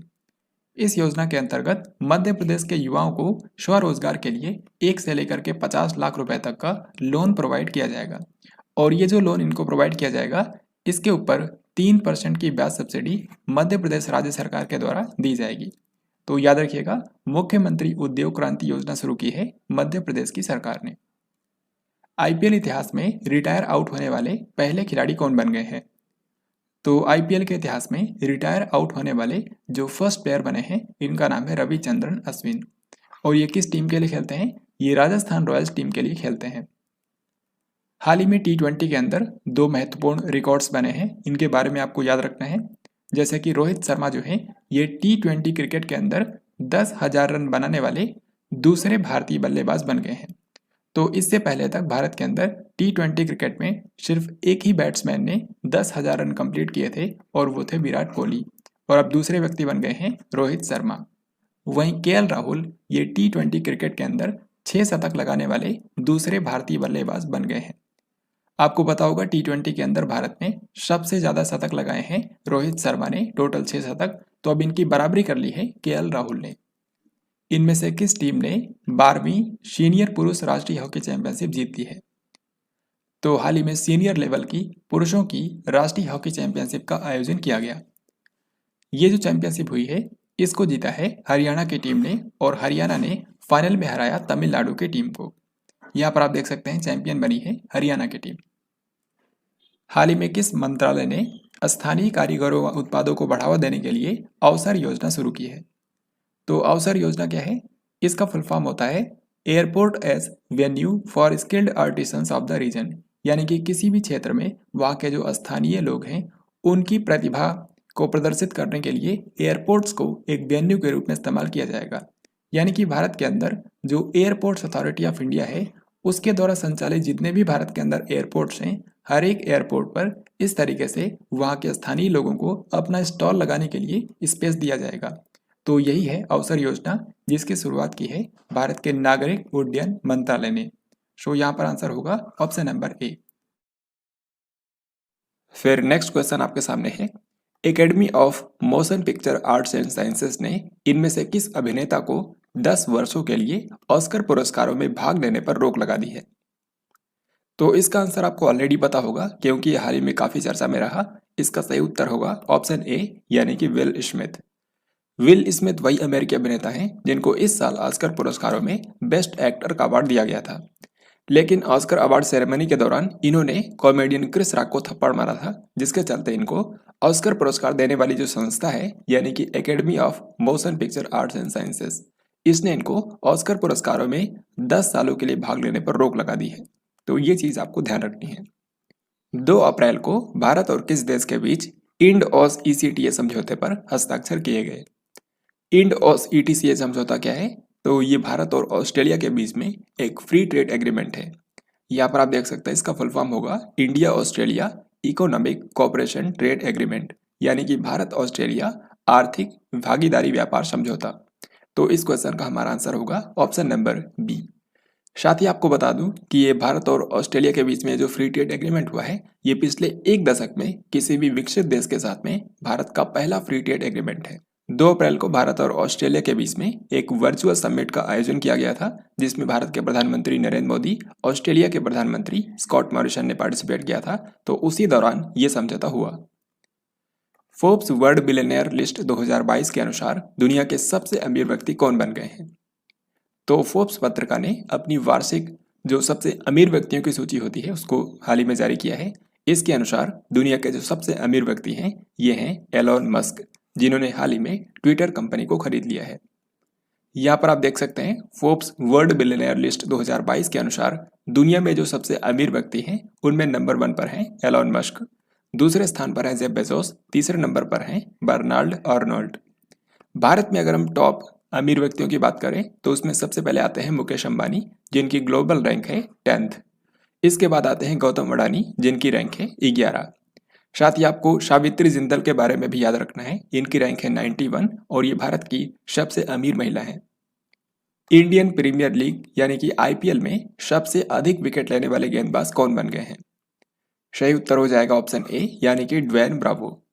ड्वेन ब्रावो जो हैं ये चेन्नई सुपर किंग्स के लिए खेलते हैं और हाल ही में इन्होंने आईपीएल के अंदर 171वां विकेट लिया और इसी के साथ ये आईपीएल के इतिहास में सबसे अधिक विकेट लेने वाले गेंदबाज बन गए, क्योंकि इससे पहले ये रिकॉर्ड था लसिथ मलिंगा के नाम पर जिन्होंने 170 विकेट लिए थे। वर्ष 2021 के लिए निम्न में से किसे champions of earth life time achievement award से सम्मानित किया गया है। जो चैंपियंस ऑफ अर्थ अवार्ड होता है ये संयुक्त राष्ट्र संघ का सबसे बड़ा पर्यावरण पुरस्कार होता है। यह हर साल टोटल 5 कैटेगरी में दिया जाता है। इनमें से जो आपको ध्यान रखना है यह है लाइफ टाइम अचीवमेंट अवार्ड की कैटेगरी। तो चैंपियंस ऑफ अर्थ अवार्ड जो है 2021 के लिए लाइफ टाइम अचीवमेंट अवार्ड दिया गया है इसमें सर डेविड एटनबरो को। सो यहाँ पर आंसर हो जाएगा ऑप्शन बी। जो सर डेविड एटनबरो हैं ये है ब्रिटेन के और ये एक मशहूर पर्यावरणविद हैं, साथ ही एक मशहूर लेखक भी हैं। 19 अप्रैल को प्रधानमंत्री नरेंद्र मोदी ने इनमें से कौन से स्थान पर बनास डेयरी के नए प्लांट का उद्घाटन किया। सबसे पहले आपको बता दूं कि हाल ही में पीएम नरेंद्र मोदी 18 से लेकर के 20 अप्रैल तक गुजरात की यात्रा पर गए थे। यहाँ पर इन्होंने कई सारे शहरों का दौरा किया, उनमें से 3 सबसे महत्वपूर्ण चीजें मैं आपको बताता हूँ। सबसे पहले वो बनासकांठा जिले में गए, यहाँ पर इन्होंने दियोदर में बनास डेयरी के नए प्लांट का उद्घाटन किया। बनास डेयरी जो है ये बनासकांठा जिले में है, तो यहाँ पर दियोदर के अंदर इसका एक नया प्लांट बनाया गया है, उसी का उद्घाटन किया पीएम नरेंद्र मोदी ने। दूसरी जो इंपॉर्टेंट चीज की यहाँ पर पीएम नरेंद्र मोदी ने वो था जामनगर जिले में WHO global centre of traditional medicine की आधारशिला। तो इसके बारे में मैंने आपको ऑलरेडी बताया है, जामनगर के अंदर इसकी आधारशिला रखी गई है। फिर तीसरा महत्वपूर्ण बात आपको याद रखनी है कि गांधीनगर में, जो कि यहाँ की कैपिटल है, वैश्विक आयुष निवेश और नवाचार शिखर सम्मेलन का उद्घाटन किया। तो इस क्वेश्चन में क्या आंसर होगा? इस क्वेश्चन का आंसर होगा बनासकांठा, गुजरात। बनासकांठा जिले के दियोदर में ये बनास डेयरी का जो नया प्लांट बनाया गया है, इसके अंदर हर दिन 30 लाख लीटर दूध का प्रसंस्करण किया जा सकता है। किस राज्य की सरकार ने दुग्ध उत्पादकों के लिए नंदिनी क्षीर समृद्धि सहकारी बैंक की स्थापना की? तो जो दुग्ध उत्पादक हैं यानी कि जो मिल्क प्रोड्यूसर्स हैं, उनके लिए, स्पेशली उन्हीं के लिए पहली बार कोई बैंक स्थापित की गई है जिसका नाम है नंदिनी क्षीर समृद्धि सहकारी बैंक, और यह स्थापित की गई है भारत के कर्नाटक राज्य में। 16 से लेकर के 27 अप्रैल तक 40वें हुनर हाट का आयोजन किस शहर के अंदर किया गया? जो हुनर हाट कार्यक्रम होता है इसका आयोजन भारत के अल्पसंख्यक कार्य मंत्रालय के द्वारा किया जाता है। तो अभी जो 40वां हुनर हाट कार्यक्रम आयोजित किया गया ये हुआ महाराष्ट्र की राजधानी मुंबई में। यहाँ पर आपको यह भी ध्यान रखना है कि इसका उद्घाटन किया था भारत के खेल और युवा मामलों के मंत्री यानी कि अनुराग सिंह ठाकुर ने। इनमें से कौन सा देश स्ट्रीट चाइल्ड क्रिकेट विश्व कप 2023 की मेजबानी करेगा? तो जो स्ट्रीट चाइल्ड क्रिकेट विश्व कप होता है, पिछला इसका संस्करण हुआ था सन 2018 में, वो खेला गया था लंदन में। अब 2023 में जो नेक्स्ट एडिशन होने वाला है ये खेला जाएगा भारत के अंदर। तो यहाँ पर आंसर होगा ऑप्शन नंबर ए। इसके अंदर टोटल 16 कंट्रीज की 22 टीमें पार्टिसिपेट करेंगी। Hurun global health care rich list 2022 में किसने शीर्ष स्थान हासिल किया है? तो सिंपली आपको बताना है कि हेल्थ केयर सेक्टर में यानी कि स्वास्थ्य क्षेत्र में दुनिया के सबसे अमीर व्यक्ति कौन है? सही आंसर होगा ऑप्शन सी यानी कि साइरस पूनावाला। तो भारत के जो साइरस पूनावाला हैं ये विश्व के सबसे अमीर हेल्थ केयर सेक्टर में सबसे अमीर व्यक्ति हैं। आपको पता होगा इन्होंने ही भारत के अंदर सीरम इंस्टीट्यूट ऑफ इंडिया जो फार्मास्यूटिकल कंपनी है उसकी स्थापना की थी, जो कि आज के समय दुनिया की सबसे बड़ी वैक्सीन मैन्युफैक्चरर कंपनी बन चुकी है। तो ये दुनिया के सबसे अमीर हेल्थ केयर सेक्टर में सबसे अमीर व्यक्ति हैं। Next question and very very important, Falguni Shah ने अपने किस एल्बम के लिए बेस्ट चिल्ड्रंस एल्बम का ग्रैमी पुरस्कार 2022 जीता है? ग्रैमी पुरस्कार जो है ये संगीत के क्षेत्र में दुनिया का सबसे बड़ा पुरस्कार माना जाता है और 2022 के लिए ये हाल ही में अनाउंस किया गया है अप्रैल महीने में। तो इसके बारे में आपको क्या क्या ध्यान रखना है वो मैं आपको बताता हूँ। इस बार जो 64वां ग्रैमी पुरस्कार दिया गया है इसके बारे में आपको सिर्फ 6 कैटेगरी में विजेताओं के नाम याद रखने हैं। यहाँ पर देखिए, सबसे पहले है सॉन्ग ऑफ द ईयर, यानी कि साल का सबसे बेस्ट सॉन्ग कौन सा रहा? तो इसका नाम है लीव द डोर ओपन, और इसी सॉन्ग को आप देख सकते हैं, इसी सॉन्ग को रिकॉर्ड ऑफ द ईयर का पुरस्कार भी मिला है। फिर इसके बाद एल्बम ऑफ द ईयर, यानी कि साल का सबसे बेस्ट एल्बम कौन सा रहा? तो इसका नाम है VR, जिसको प्रोड्यूस किया था जॉन बैटिस्ट ने, जो कि हैं अमेरिका के। तो ये जो 3 कैटेगरीज हैं ये तो ग्रैमी पुरस्कार के अंदर सबसे मेन अवार्ड्स होते हैं, तो इसको तो आपको याद रखना ही है। इसके अलावा बेस्ट ग्लोबल म्यूजिक परफॉर्मेंस ये अवार्ड दिया गया मोहब्बत नाम के गाने को, जिसको बनाया है आरुज आफ्ताब ने, जो कि है पाकिस्तान की।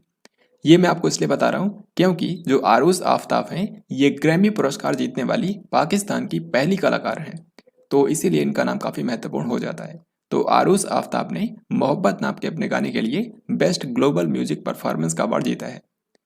फिर अगर हम भारतीयों की बात करें तो इस बार के ग्रैमी पुरस्कार में 2 भारतीयों को भी ये अवार्ड मिला है, तो इनके नाम आपको ध्यान रखने हैं। एक तो है फाल्गुनी शाह, इन्होंने अपने एल्बम ए कलरफुल वर्ल्ड के लिए बेस्ट चिल्ड्रंस एल्बम का पुरस्कार जीता है।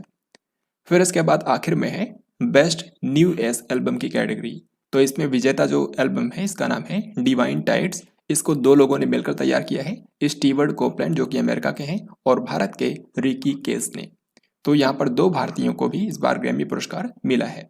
तो अब हम क्वेश्चन पर लौटते हैं। यहाँ पर देखिए पूछा गया है कि फाल्गुनी शाह ने किस एल्बम के लिए बेस्ट चिल्ड्रंस एल्बम का ग्रैमी पुरस्कार 2022 जीता है।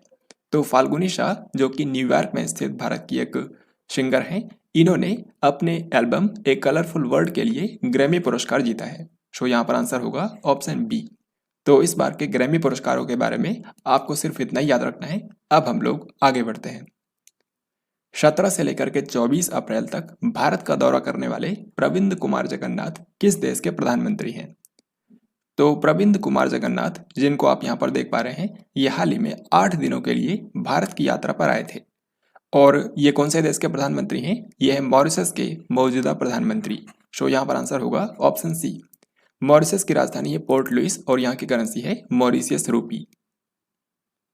विश्व स्वास्थ्य दिवस यानी कि वर्ल्ड हेल्थ डे 2022 का विषय क्या है? विश्व स्वास्थ्य दिवस सबसे पहले आपको याद रखना है कि हर साल 7 अप्रैल को मनाया जाता है और इस बार का जो इसका विषय है यह है आवर प्लेनेट आवर हेल्थ, यानी कि हमारा ग्रह हमारा स्वास्थ्य। सो आंसर हो जाएगा ऑप्शन ए। अब मैं आपको इसी के साथ बताऊंगा कि अप्रैल 2022 के महीने में कौन कौन से इंपॉर्टेंट डेज एंड थीम्स हैं जो कि आपको ध्यान रखने हैं। सबसे पहले है 1 अप्रैल। 1 अप्रैल को मनाया जाता है उत्कल दिवस यानी कि ओडिशा दिवस। ओडिशा की स्थापना हुई थी 1 अप्रैल सन 1936 को, इसीलिए हर साल 1 अप्रैल को उत्कल दिवस या फिर ओडिशा दिवस मनाया जाता है। फिर उसके बाद 2 अप्रैल को होता है विश्व ऑटिज्म जागरूकता दिवस। ऑटिज्म एक मानसिक बीमारी है जिससे बच्चों का मानसिक विकास रुक जाता है, तो 2 अप्रैल को मनाया जाता है वर्ल्ड ऑटिज्म अवेयरनेस डे, जिसका इस बार विषय है inclusive quality education for all. फिर इसके बाद 5 अप्रैल को मनाया गया भारत के अंदर राष्ट्रीय समुद्री दिवस नेशनल मैरीटाइम डे, जिसका इस बार विषय रखा गया है सस्टेनेबल शिपिंग बियॉन्ड कोविड-19। 7 अप्रैल को मनाया गया विश्व स्वास्थ्य दिवस यानी कि वर्ल्ड हेल्थ डे, जो कि इस महीने में सबसे महत्वपूर्ण है। इसका विषय है आवर प्लेनेट आवर हेल्थ। इसके बाद 10 अप्रैल को मनाया गया विश्व होम्योपैथी दिवस यानी कि वर्ल्ड होम्योपैथी डे। तो होम्योपैथी एक चिकित्सा पद्धति है जिसकी शुरुआत हुई थी जर्मनी में, तो इसके लिए जो डे होता है ये हर साल 10 अप्रैल को मनाया जाता है। इस बार इसका विषय है homeopathy people's choice for wellness. अब और आगे बढ़ते हैं। फिर इसके बाद 12 अप्रैल को मनाया गया है मानव अंतरिक्ष उड़ान दिवस international day of human space flight, क्योंकि 12 अप्रैल 1961 को जो सोवियत संघ के यूरी गागरिन थे उन्होंने पहली बार अंतरिक्ष में उड़ान भरी थी। फिर इसके बाद 15 अप्रैल को मनाया जाता है विश्व कला दिवस। लियोनार्डो दा विंची जो कि एक मशहूर कलाकार थे, उनका जन्मदिन होता है 15 अप्रैल को, तो ये वर्ल्ड आर्ट डे के रूप में मनाया जाता है। फिर इसके बाद 17 अप्रैल ये दिन होता है विश्व हीमोफीलिया दिवस। हीमोफीलिया एक आनुवंशिक रोग होता है, तो इसके लिए डे होता है 17 अप्रैल को। फिर इसके बाद 18 अप्रैल को मनाया जाता है विश्व धरोहर दिवस यानी कि विश्व विरासत दिवस, इंग्लिश में बोलते हैं वर्ल्ड हेरिटेज डे। इस बार का इसका विषय है हेरिटेज एंड क्लाइमेट यानी कि धरोहर और जलवायु, जो कि काफ़ी ज़्यादा महत्वपूर्ण है, तो ये आपके एग्जाम में पूछा जा सकता है। फिर इसके बाद 21 अप्रैल को मनाया जाता है सिविल सेवा दिवस भारत के अंदर। 22 अप्रैल को मनाया जाता है विश्व पृथ्वी दिवस यानी कि वर्ल्ड अर्थ डे। ये भी बहुत ही ज़्यादा महत्वपूर्ण है। इसका इस बार विषय है इन्वेस्ट इन आवर प्लैनेट यानी कि हमारे ग्रह में निवेश करें। फिर इसके बाद और आगे बढ़ते हैं। 24 अप्रैल को हर साल भारत के अंदर मनाया जाता है राष्ट्रीय पंचायती राज दिवस नेशनल पंचायती राज डे। इस बार इसका जो समारोह था वो जम्मू कश्मीर के अंदर सांबा जिले में पल्ली ग्राम पंचायत के अंदर आयोजित किया गया था, जिसमें भारत के पीएम नरेंद्र मोदी ने भी पार्टिसिपेट किया। ये सब मैं आपको ऑलरेडी बता चुका हूँ। फिर उसके बाद 25 अप्रैल को मनाया जाता है विश्व मलेरिया दिवस, यानी कि वर्ल्ड मलेरिया डे। मलेरिया जो है ये मादा एनाफिलिस मच्छर से होता है। साथ ही आपको ये भी बता दूं कि भारत से मलेरिया को समाप्त करने का जो लक्ष्य है वो है 2030 तक के लिए। 26 अप्रैल को मनाया जाता है विश्व बौद्धिक संपदा दिवस, यानी कि वर्ल्ड इंटेलेक्चुअल प्रॉपर्टी डे। इसकी थीम भी है, यहाँ पर आप देख सकते हैं, IP and youth innovating for a better future, जो कि बहुत ही कम चांसेस है कि एग्जाम में पूछा जाए। 29 अप्रैल को मनाया जाता है अंतर्राष्ट्रीय नृत्य दिवस, यानी कि इंटरनेशनल डांस डे। फिर उसके बाद 30 अप्रैल को भारत में होता है आयुष्मान भारत दिवस, यानी कि आयुष्मान भारत दिवस। तो इस महीने के जो भी इंपॉर्टेंट डेज एंड थीम्स थे ये मैंने आपको बता दिए हैं। तो इन सभी को आपको एक जगह नोट करके याद रखना है, यहाँ से आपके एग्जाम में क्वेश्चन पूछा जा सकता है। तो अब हम लोग आगे बढ़ने वाले हैं। यहाँ पर देखिए अगला सवाल आपके सामने है, अदालत के आदेशों की ई प्रतियों को तेजी से प्रसारित करने के लिए कौन सा सॉफ्टवेयर लॉन्च किया गया है? तो हाई कोर्ट के जो ऑर्डर्स होते हैं उनको पुलिस प्रशासन तक तेज गति से और सुरक्षित तरीके से भेजा जा सके, इसके लिए हाल ही में एक सॉफ्टवेयर लॉन्च किया गया है। इस सॉफ्टवेयर का नाम है फास्टर, और फास्टर का फुल फॉर्म भी है, आप देख सकते हैं, वही जो मैंने आपको बताया जो इसका काम है, यानी कि fast and secured transmission of electronic records. और याद रखिएगा इसको लॉन्च किया है भारत के जो मुख्य न्यायाधीश हैं, यानी कि एन.वी. रमन्ना, उन्होंने। 4 से लेकर के 13 जून तक खेलो इंडिया युवा खेल 2021 का आयोजन किस स्थान पर किया जाएगा? तो ये 2021 में ही होना था खेलो इंडिया यूथ गेम्स, लेकिन कोविड-19 महामारी के चलते अब जून महीने के अंदर इसका आयोजन होने वाला है। ये इसका चौथा संस्करण होगा और ये खेला जाएगा हरियाणा के पंचकुला में। शो करेक्ट आंसर होगा ऑप्शन नंबर बी। केंद्रीय मंत्री गिरिराज सिंह ने कितने जिलों के अंदर आजादी से अंत्योदय अभियान शुरू किया है? गिरिराज सिंह कौन है? ये भारत के ग्रामीण विकास और पंचायती राज मंत्री हैं। इन्होंने हाल ही में भारत के टोटल 75 डिस्ट्रिक्ट के अंदर आज़ादी से अंत्योदय नाम का एक अभियान शुरू किया है। ये अभियान टोटल 90 दिनों तक चलाया जाएगा। यहाँ पर आप देख सकते हैं 90 डेज इंटर मिनिस्ट्रियल कैंपेन है आज़ादी से अंत्योदय। क्योंकि जो अंत्योदय शब्द है इसका मतलब होता है समाज के सबसे निचले तबके को ऊपर उठाना। तो ये जो आज़ादी से अंत्योदय नाम का अभियान शुरू किया गया है इसका मकसद भी यही है। इसके अंतर्गत क्या होगा, जिन 75 जिलों में ये अभियान चलाया जा रहा है, इन 75 जिलों के समाज के जो सबसे निचले तबके के लोग हैं उनको केंद्र सरकार की जो योजनाएं हैं उनका सीधे लाभ दिया जाएगा। तो याद रखिए इसको शुरू किया है गिरिराज सिंह ने। 25 अप्रैल को पीएम नरेंद्र मोदी ने किस शहर के अंदर 7वें रायसीना डायलॉग का आयोजन किया? जो रायसीना डायलॉग होता है ये हर साल नई दिल्ली के अंदर आयोजित किया जाता है। तो इस बार इसका 7वां संस्करण आयोजित किया गया है। सो आंसर होगा नई दिल्ली। रायसीना डायलॉग के अंदर कई सारे वैश्विक और क्षेत्रीय मुद्दों पर चर्चा की जाती है। इसमें दुनिया भर के जो लीडर्स हैं वो हिस्सा लेते हैं। यहाँ पर देखिए इस बार जो इसका 7th एडिशन हुआ है ये नई दिल्ली के अंदर आयोजित किया गया। इसमें आपको 2-3 बातें और याद रखनी है, जैसे कि इसमें जो मुख्य अतिथि था यानी कि चीफ गेस्ट ये हैं उर्सुला वॉन डेर लेन, जो कि आज के समय जो यूरोपीय संघ है उसकी अध्यक्ष हैं। इसका उद्घाटन किया था भारत के पीएम नरेंद्र मोदी ने और उर्सुला वॉन डेर लेन ने।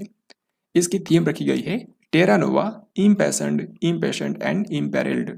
तो ये सारी बातें आपको इस बार के रायसीना डायलॉग के बारे में ध्यान रखनी है। अनुराग ठाकुर जो कि भारत के खेल और युवा मामलों के मंत्री हैं, साथ ही भारत के सूचना और प्रसारण मंत्री भी हैं। तो इन्होंने हाल ही में किस OTT प्लेटफॉर्म के सहयोग से आज़ादी की अमृत कहानियां नामक एक लघु वीडियो संग्रह जारी किया है? सही आंसर हो जाएगा ऑप्शन ए, यानी कि नेटफ्लिक्स इंडिया। तो नेटफ्लिक्स इंडिया के सहयोग से भारत का जो सूचना और प्रसारण मंत्रालय है इसने एक हाल ही में कार्यक्रम शुरू किया है जिसका नाम है आज़ादी की अमृत कहानियां। ये बेसिकली कुछ शॉर्ट वीडियोस का कंपाइलेशन है जो कि भारत की 7 महिलाओं की प्रेरणादायक कहानियां हैं। तो इसी पर एक शॉर्ट वीडियो कंपाइलेशन लॉन्च किया गया है नेटफ्लिक्स इंडिया और भारत के सूचना और प्रसारण मंत्रालय के द्वारा। देश के पर्यटन और संस्कृति मंत्रियों का सम्मेलन यानी कि अमृत समागम किस शहर के अंदर आयोजित किया गया? भारत के पर्यटन मंत्रियों और संस्कृति मंत्रियों का सम्मेलन जो है ये तो हर साल होता है, लेकिन इस बार खास ये था क्योंकि इसको एक विशेष नाम दिया गया था अमृत समागम। और इस अमृत समागम सम्मेलन का आयोजन किया गया भारत की राजधानी नई दिल्ली में, जिसका उद्घाटन किया भारत के गृह मंत्री अमित शाह ने। तो अगर आपसे पूछें इसका आयोजन कहाँ पर किया गया, नई दिल्ली में। उद्घाटन किसने किया, अमित शाह ने। इसमें भारत के सभी राज्यों के पर्यटन और संस्कृति मंत्रियों ने हिस्सा लिया। साथ ही भारत के जो केंद्रीय मंत्री हैं उन्होंने भी पार्टिसिपेट किया, जिनका नाम है जी किशन रेड्डी। आईसीसी महिला क्रिकेट विश्व कप 2022 का खिताब किस देश ने जीत लिया है? इसके बारे में मैंने आपको प्रीवियस वीडियो में भी बताया था, लेकिन मैं आपको यहाँ पर फिर से बता रहा हूँ, क्योंकि ये जो एंड हुआ ये टूर्नामेंट ये अप्रैल महीने में समाप्त हुआ। 4 मार्च से लेकर के 3 अप्रैल तक इसका आयोजन किया गया था। इसको होस्ट किया था न्यूजीलैंड की टीम ने। यहाँ पर न्यूजीलैंड के टोटल 6 शहरों में इसका आयोजन किया गया। इसमें टोटल 8 टीमों ने हिस्सा लिया था, जिसमें भारत भी शामिल था, लेकिन भारत सेमीफाइनल में भी नहीं पहुंच पाया था। यहाँ पर आप देख सकते हैं चैंपियन बना है ऑस्ट्रेलिया की टीम, जिसने 5वीं बार यह खिताब जीता है। और रनर अप रहा, यानी कि जो सेकेंड प्लेस पर आया ये था इंग्लैंड।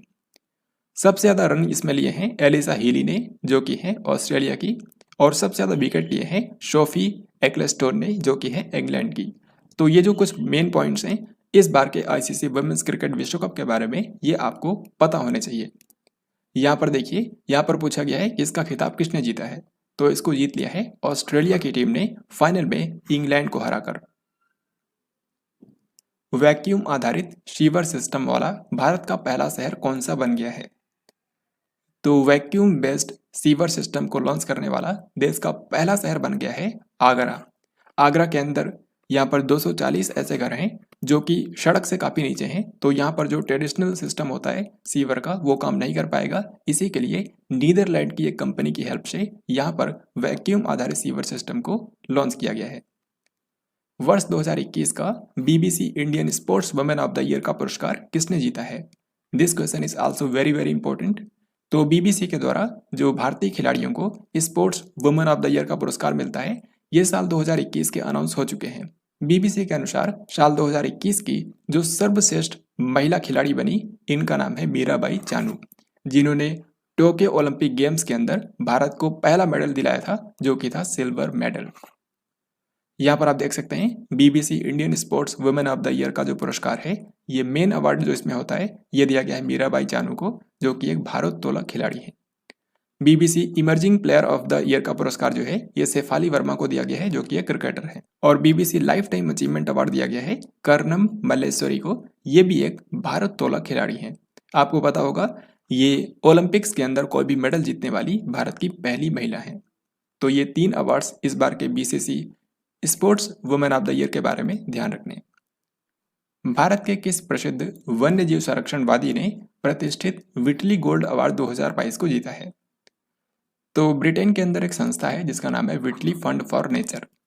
तो ये जो संस्था है ये प्रकृति के संरक्षण के लिए हर साल ये अवार्ड देती है, जिसको बोलते हैं व्हिटली गोल्ड अवार्ड। इस बार ये टोटल 7 लोगों को दिया गया है, जिसमें से एक भारत के भी व्यक्ति हैं जिनका नाम है चारुदत्त मिश्रा। चारुदत्त मिश्रा ने भारत के अंदर जो हिम तेंदुए हैं उनको बचाने में काफी योगदान दिया है, इसी के चलते इनको व्हिटली अवार्ड दिया गया है। निम्न में से किस देश के अंदर कोरोना वायरस के XE वेरिएंट का पहला मामला सामने आया था? तो कोरोना वायरस का हाल ही में एक नया वेरिएंट देखा गया जिसका नाम है XE वेरिएंट, और ये सबसे पहली बार रिकॉर्ड किया गया था यूनाइटेड किंगडम के अंदर जनवरी 2022 में। तो यहाँ पर हमारे इस क्वेश्चन का आंसर होगा ऑप्शन नंबर डी। और अगर आपसे ये पूछा जाए कि भारत में ये सबसे पहली बार कौन से राज्य में आया, तो वो है महाराष्ट्र। महाराष्ट्र की राजधानी मुंबई में ये पहली बार रिपोर्ट किया गया था। धर्मेंद्र प्रधान के द्वारा लॉन्च की गई पुस्तक बिरसा मुंडा जनजातीय नायक, ये किताब किसने लिखी है? तो बिरसा मुंडा जिनके ऊपर ये किताब लिखी गई है, इनके बारे में आपको पता होगा ये भारत के एक आदिवासी नेता थे और इन्होंने अंग्रेजों के खिलाफ कई सारे जनजातीय आंदोलनों को लीड किया था। तो इन्हीं के ऊपर हाल ही में एक बुक लिखी गई है बिरसा मुंडा जनजातीय नायक। इस बुक को लिखा है प्रोफेसर आलोक चक्रवाल ने, प्रोफेसर आलोक चक्रवाल, और इसको लॉन्च किया है धर्मेंद्र प्रधान ने, जो कि भारत के शिक्षा मंत्री हैं। अब मैं आपको बताऊंगा साल 2022 के अप्रैल महीने के अंदर कौन कौन सी इंपॉर्टेंट बुक्स लॉन्च हुई हैं, वो आपको बिल्कुल ध्यान रखना है। सबसे पहले है queen of fire. Queen of fire नाम की जो बुक है ये रानी लक्ष्मीबाई के जीवन पर लिखी गई है और इसको लिखा है देविका रंगाचारी ने। फिर नेक्स्ट बुक है the boy who wrote a constitution. जाहिर है कि ये जो बुक है ये BR अम्बेडकर के जीवन पर लिखी गई है और इसको लिखा है राजेश तलवार ने। Not just a night watchman, my innings with BCCI। ये बुक लिखी है भारत के पूर्व कंट्रोलर एंड ऑडिटर जनरल यानी कि विनोद राय ने। इसके बाद नेक्स्ट बुक है बिरसा मुंडा जनजातीय नायक, जो कि आदिवासी नेता बिरसा मुंडा की कहानी है। इसको लिखा है प्रोफेसर आलोक चक्रवाल ने। Crunch time, Narendra Modi national security crisis, इस बुक को लिखा है श्री राम चौलिया ने। और फिर आखिरी बुक आपको ध्यान रखनी है the Maverick effect, inside story of India's IT revolution. ये जो बुक है भारत के अंदर जो नेस्कॉम नाम की संस्था है, नेस्कॉम नाम की जो संस्था है यानी कि national association of software and services companies, उसकी स्थापना कैसे हुई उसी की कहानी इसमें बताई गई है। तो इसको लिखा है हरीश मेहता ने। तो इस महीने की ये जो 6 सबसे इंपॉर्टेंट बुक्स हैं इनके बारे में आपको ध्यान रखना है। अब अगला सवाल देखते हैं। 2 अप्रैल को भारत और किस देश के बीच जयनगर कुर्था यात्री रेल सेवा शुरू हुई? This question is very very important. Bharat और नेपाल के बीच में हाल ही में एक यात्री रेल सेवा शुरू हुई है जो कि जयनगर से लेकर के कुर्था तक जाती है।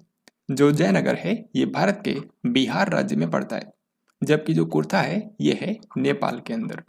तो इस तरीके से ये भारत से नेपाल जाती है ट्रेन, और इसको हाल ही में रवाना किया था भारत के प्रधानमंत्री नरेंद्र मोदी और जो नेपाल के प्रधानमंत्री हैं शेर बहादुर देउबा, दोनों लोगों ने संयुक्त रूप से इसको हरी झंडी दिखा करके रवाना किया। क्योंकि हाल ही में आपको पता है नेपाल के PM जो है ये भारत की यात्रा पर आए थे। यहाँ पर आंसर क्या होगा? आंसर हो जाएगा नेपाल।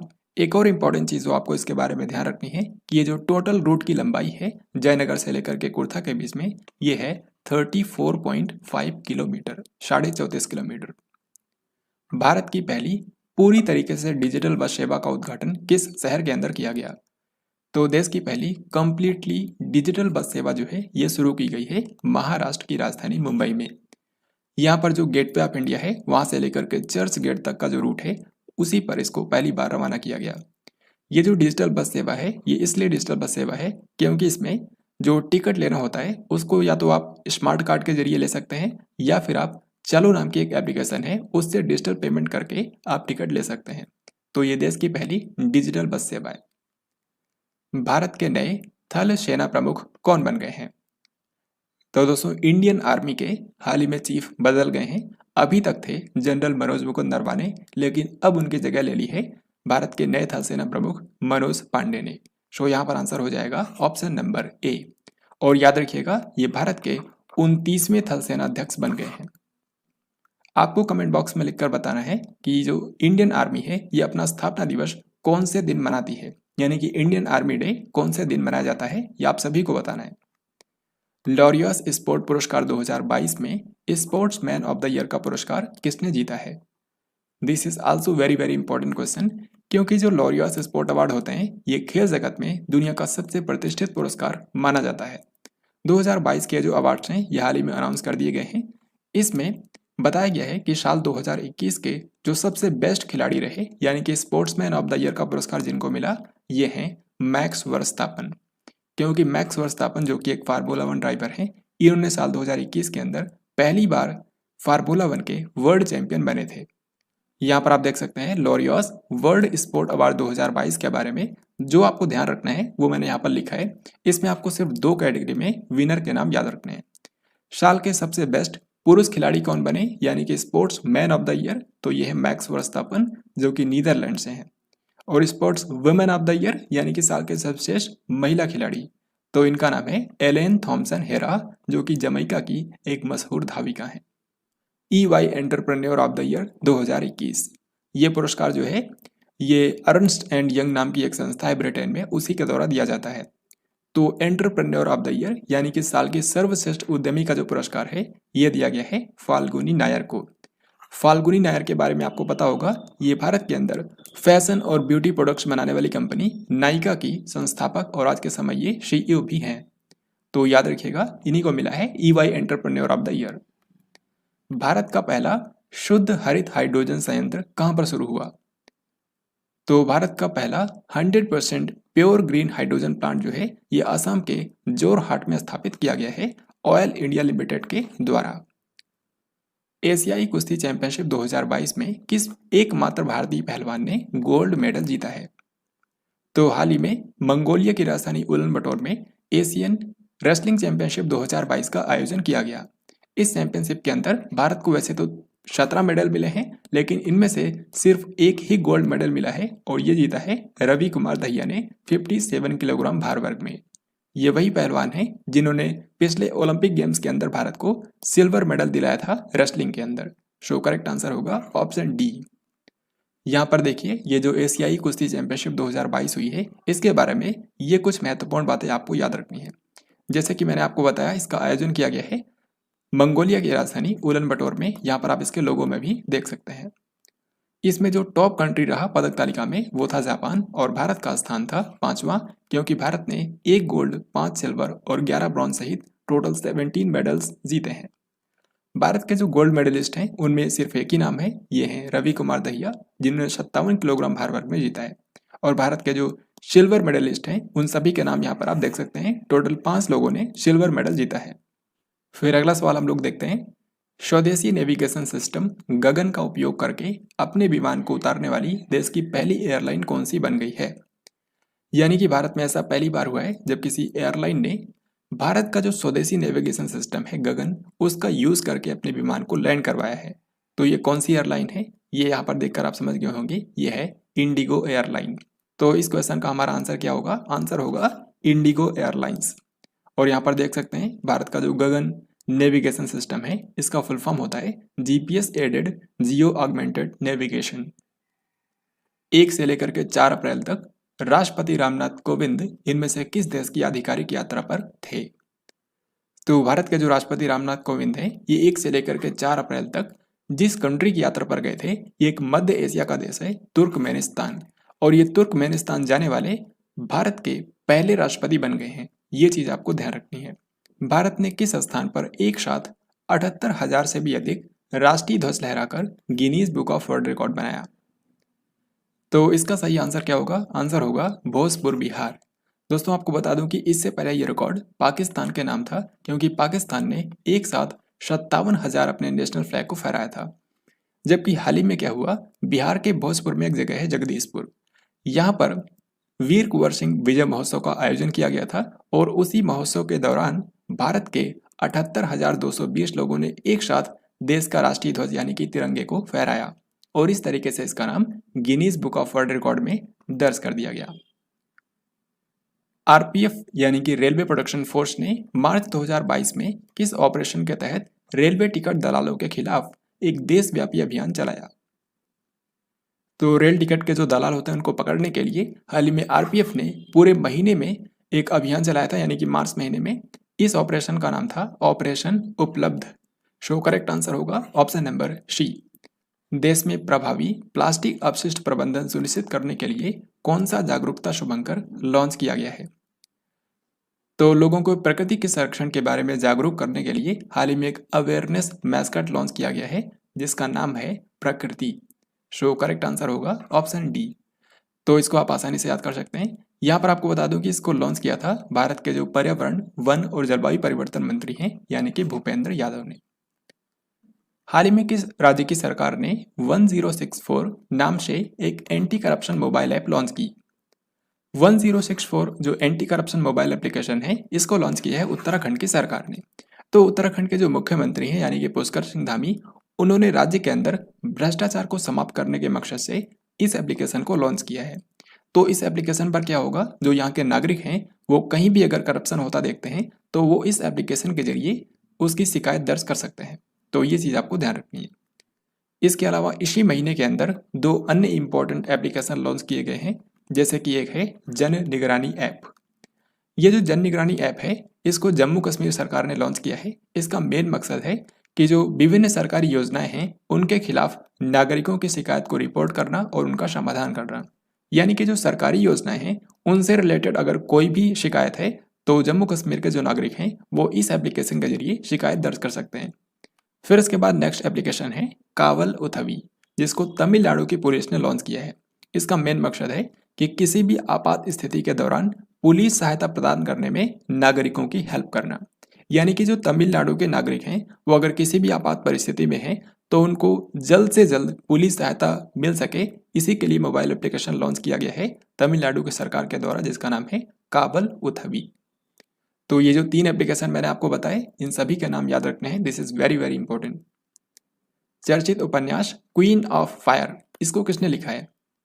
तो ऑलरेडी मैंने आपको बता दिया है, जो क्वीन ऑफ फायर नाम की बुक है ये रानी लक्ष्मीबाई के ऊपर लिखी गई है। इसको लिखा है देविका रंगाचारी ने। तो यहाँ पर आंसर होगा ऑप्शन बी। भारत किर्गिस्तान संयुक्त विशेष बल अभ्यास खंजर, इसका 9वां संस्करण किस स्थान पर आयोजित किया गया? भारत और किर्गिस्तान के बीच में जो संयुक्त बलों का अभ्यास होता है, यानी कि स्पेशल फोर्सेस का जो अभ्यास होता है, उसका नाम है खंजर। इसका हाल ही में 9वां संस्करण आयोजित किया गया और यह हुआ हिमाचल प्रदेश के बकलोह में। सो करेक्ट आंसर होगा option number C. Next question and very important, Bharat का पहला अमृत सरोवर किस शहर के अंदर स्थापित किया गया है? इस क्वेश्चन का आंसर करने से पहले आपको बता दूं कि हाल ही में भारत के पीएम नरेंद्र मोदी ने जब वो जम्मू कश्मीर की यात्रा पर गए थे तो उन्होंने एक नई पहल की शुरुआत की। इस पहल का नाम है अमृत सरोवर पहल। इस पहल के जरिए भारत के हर एक जिले में 75 अमृत सरोवर स्थापित किए जाएंगे। तो ये अमृत सरोवर क्या है? तो बेसिकली आपको पता होगा गाँव के अंदर तालाब होते हैं, तो उन तालाबों का कायाकल्प किया जाएगा और जहाँ पर तालाब नहीं है तो वहाँ पर नए तालाबों का निर्माण भी किया जाएगा। तो इस तरीके से हर एक जिले के अंदर 75 अमृत सरोवर बनाए जाने हैं अमृत सरोवर पहल के तहत। और ये लक्ष्य रखा गया है 15 अगस्त 2023 तक के लिए, यानी कि नेक्स्ट ईयर जब भारत का इंडिपेंडेंस डे होगा तो भारत के हर एक जिले में 75 अमृत सरोवर होंगे। और इसी के तहत जो पहला अमृत सरोवर हाल ही में बना है ये है उत्तर प्रदेश के रामपुर जिले में। उत्तर प्रदेश के रामपुर जिले में जो पटवाई ग्राम पंचायत है, यहीं पर देश का पहला अमृत सरोवर स्थापित किया गया है। अब नेक्स्ट क्वेश्चन देखते हैं। साल 2022-23 के लिए नेस्कॉम के चेयरपर्सन के रूप में किसको अपॉइंट कर दिया गया है? नेस्कॉम जिसका मतलब होता है national association of software and services companies, इसका मुख्यालय नई दिल्ली में है और इसके चेयरपर्सन के रूप में हाल ही में अपॉइंट कर दिया गया है कृष्णन रामानुजम को। कृष्णन रामानुजम। बोरिस जॉनसन जो कि 21 से लेकर के 22 अप्रैल तक यानी कि 2 दिनों के लिए भारत की आधिकारिक यात्रा पर थे, ये कौन से देश के प्रधानमंत्री हैं? तो बोरिस जॉनसन जो कि हाल ही में भारत की यात्रा पर आए थे, ये ब्रिटेन के प्रधानमंत्री बनने के बाद ये इनकी पहली भारत यात्रा है, यानी कि यहाँ पर हमारा आंसर होगा ब्रिटेन। जो बोरिस जॉनसन हैं ये ब्रिटेन के मौजूदा प्रधानमंत्री हैं और इनकी इस यात्रा के दौरान भारत और ब्रिटेन के बीच में टोटल 6 समझौतों पर हस्ताक्षर किए गए।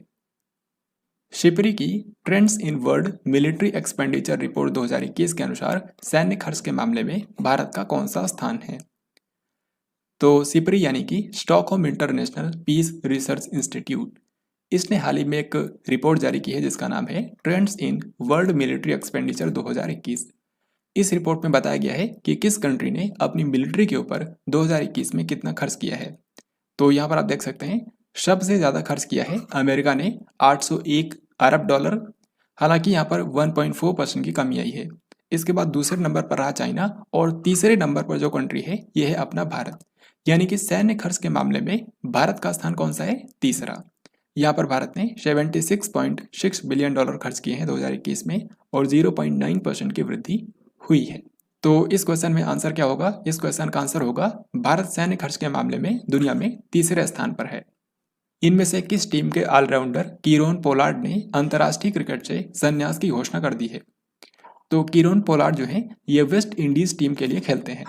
इन्होंने हाल ही में अंतर्राष्ट्रीय क्रिकेट से संन्यास ले लिया है, तो यहाँ पर आंसर होगा West Indies. Tennis tournament Miami open 2022 के महिला एकल का खिताब किसने जीत लिया है? ये क्वेश्चन काफ़ी ज़्यादा महत्वपूर्ण है क्योंकि जो मियामी ओपन होता है ये टेनिस का एक महत्वपूर्ण टूर्नामेंट है और इसमें महिला एकल का खिताब जीत लिया है ईगा स्वियातेक ने। ईगा स्वियातेक जो है ये पोलैंड की मशहूर टेनिस खिलाड़ी हैं। इनके बारे में आपको ज़रूर याद रखना है क्योंकि ये आज के समय दुनिया की सबसे महान महिला टेनिस खिलाड़ी बन चुकी हैं, क्योंकि इससे पहले जो थी यानी कि एश्ले बार्टी, अब उन्होंने संन्यास ले लिया है। तो मियामी ओपन के अंदर अगर आपसे वुमेन्स सिंगल्स पूछा जाए तो इसको जीता है ईगा स्वियातेक ने, लेकिन अगर यहीं पर आपसे मेंस सिंगल्स के बारे में पूछा जाए तो इसको जीता है कार्लोस अल्कराज ने। और ये कहाँ के हैं? ये हैं स्पेन के मशहूर टेनिस खिलाड़ी। निम्न में से किस स्थान पर पूर्वोत्तर क्षेत्र का सबसे ऊंचा राष्ट्रीय ध्वज फहराया जाएगा? तो पूर्वोत्तर क्षेत्र का सबसे ऊंचा राष्ट्रीय ध्वज फहराया जाएगा मणिपुर के मोइरंग में। सो यहाँ पर आंसर हो जाएगा ऑप्शन नंबर बी। मणिपुर के मोइरंग में ये जो फ्लैग फहराया जाएगा इसकी हाइट होगी 165 फीट। भारत के प्रमुख G20 समन्वयक के रूप में किसे अपॉइंट कर दिया गया है? तो G20 के अंदर जिनमें से एक तो है यूरोपियन यूनियन और बाकी 19 अलग अलग कंट्रीज हैं जिसमें भारत भी शामिल है। तो 2023 में ये वो साल होगा जब भारत पहली बार G20 की अध्यक्षता करेगा। तो 2023 में भारत की G20 की अध्यक्षता को देखते हुए हाल ही में G20 के प्रमुख समन्वयक के रूप में अपॉइंट कर दिया गया है हर्षवर्धन श्रृंगला को। तो हर्षवर्धन श्रृंगला जो कि इससे पहले तक भारत के विदेश सचिव थे, ये अब इंडियाज चीफ G20 कोऑर्डिनेटर के रूप में अपॉइंट कर दिए गए हैं। 12 अप्रैल को मेड इन इंडिया के तहत HAL डोर्नियर DO 228 विमान की पहली उड़ान किन दो शहरों के बीच रवाना हुई? डोर्नियर एयरक्राफ्ट जो है इसको अभी तक इंडियन आर्म्ड फोर्सेस के द्वारा ही इस्तेमाल किया जाता था, लेकिन पहली बार इसको नागरिक संचालन के लिए इसका इस्तेमाल किया गया है और जो इसकी पहली फ्लाइट रवाना हुई ये डिब्रूगढ़ से लेकर के पासीघाट के बीच में रवाना हुई। डिब्रूगढ़ है असम में और पासीघाट है अरुणाचल प्रदेश में। सो यहाँ पर आंसर हो जाएगा ऑप्शन नंबर बी। जिस एयरलाइंस ने इसको संचालित किया इस फ्लाइट को उसका नाम है अलायंस एयर। तो ये चीज आपको ध्यान रखनी है। पीएम नरेंद्र मोदी ने इनमें से किस शहर के अंदर हनुमान जी की 108 फीट की प्रतिमा का अनावरण किया? तो 16 अप्रैल को हनुमान जयंती थी और इसी के अवसर पर 108 फीट ऊंची प्रतिमा का अनावरण किया गया गुजरात के मोरबी में। सो करेक्ट आंसर होगा ऑप्शन नंबर ए। जो हनुमान जी चार धाम परियोजना है जिसके अंतर्गत भारत के चारों दिशाओं में एक एक हनुमान जी की मूर्तियां स्थापित की जाएंगी, तो उसी के अंतर्गत मोरबी गुजरात के अंदर 108 फीट की प्रतिमा का अनावरण किया गया है। 11 और 12 अप्रैल को DRDO ने हेलिना मिसाइल के 2 सफल उड़ान परीक्षण किए। आपको बताना है कि ये किस प्रकार की मिसाइल है। तो हेलिना मिसाइल जो है ये नाग मिसाइल का ही हेलीकॉप्टर वर्जन है जिसको हेलीकॉप्टर से लॉन्च किया जा सकता है और ये किसी भी टैंक को तबाह कर सकती है। तो ये एक तरह की एंटी टैंक गाइडेड मिसाइल है। सो ये आंसर हो जाएगा ऑप्शन नंबर सी। हाल ही में DRDO ने राजस्थान के पोखरण रेंज में इसके 2 सफल परीक्षण किए। वर्ष 2022 के लिए इनमें से किस शहर को विश्व पुस्तक राजधानी यानी कि वर्ल्ड बुक कैपिटल के रूप में चुना गया है? सही उत्तर होगा ऑप्शन बी यानी कि ग्वादलहारा। ग्वादलहारा जो है ये मैक्सिको के अंदर स्थित है, तो इसी को वर्ल्ड बुक कैपिटल 2022 के रूप में चुना गया है। तो फ्रेंड्स ये था आज का लास्ट क्वेश्चन। आई होप आपने इस वीडियो को ध्यान से देखा होगा। अब यहाँ पर मैं आपसे इसी वीडियो पर आधारित 3 क्वेश्चंस पूछूंगा जिनके राइट आंसर आपको कमेंट बॉक्स में लिखकर बताने हैं। पहला सवाल है, हाल ही में किसने सोशल मीडिया कंपनी ट्विटर को 44 अरब डॉलर में खरीद लिया है? दूसरा सवाल है, पेरिस पुस्तक मेला 2022 में इनमें से कौन सा कंट्री गेस्ट ऑफ ऑनर के रूप में शामिल हुआ था? और तीसरा सवाल है, लॉरियस स्पोर्ट पुरस्कार 2022 में sports man of the year का खिताब किसने जीता है? तो ये जो तीनों क्वेश्चंस हैं इनके राइट आंसर आपको कमेंट बॉक्स में लिखकर बताने हैं। सो फ्रेंड्स इस तरीके से आज की इस वीडियो में हम लोगों ने पूरे अप्रैल महीने से करंट अफेयर्स के जितने भी महत्वपूर्ण क्वेश्चन हो सकते थे उन सभी को हम लोगों ने यहाँ पर कवर किया है। तो अगर आपका आने वाले समय में कोई भी एग्जाम है तो इस वीडियो को 1 से 2 बार रिवाइज करके जाएं ताकि अगर एग्जाम में कोई भी क्वेश्चन आए तो आप उसको बहुत ही आसानी से कर पाएं। तो आई होप आपको आज का ये वीडियो पसंद आया होगा। अगर आपको ये वीडियो पसंद आया है तो इस वीडियो को लाइक और शेयर ज़रूर करें और अगर आपने इस चैनल को अभी तक सब्सक्राइब नहीं किया है तो इस चैनल को ज़रूर सब्सक्राइब करें क्योंकि इस पर ऐसे ही करंट अफेयर्स के इंपॉर्टेंट वीडियोस आती रहेंगी। तो आई होप आपको आज का ये वीडियो पसंद आया होगा। हम लोग जल्द ही मिलेंगे एक नई वीडियो के अंदर। तब तक के लिए जय हिंद, वंदे मातरम।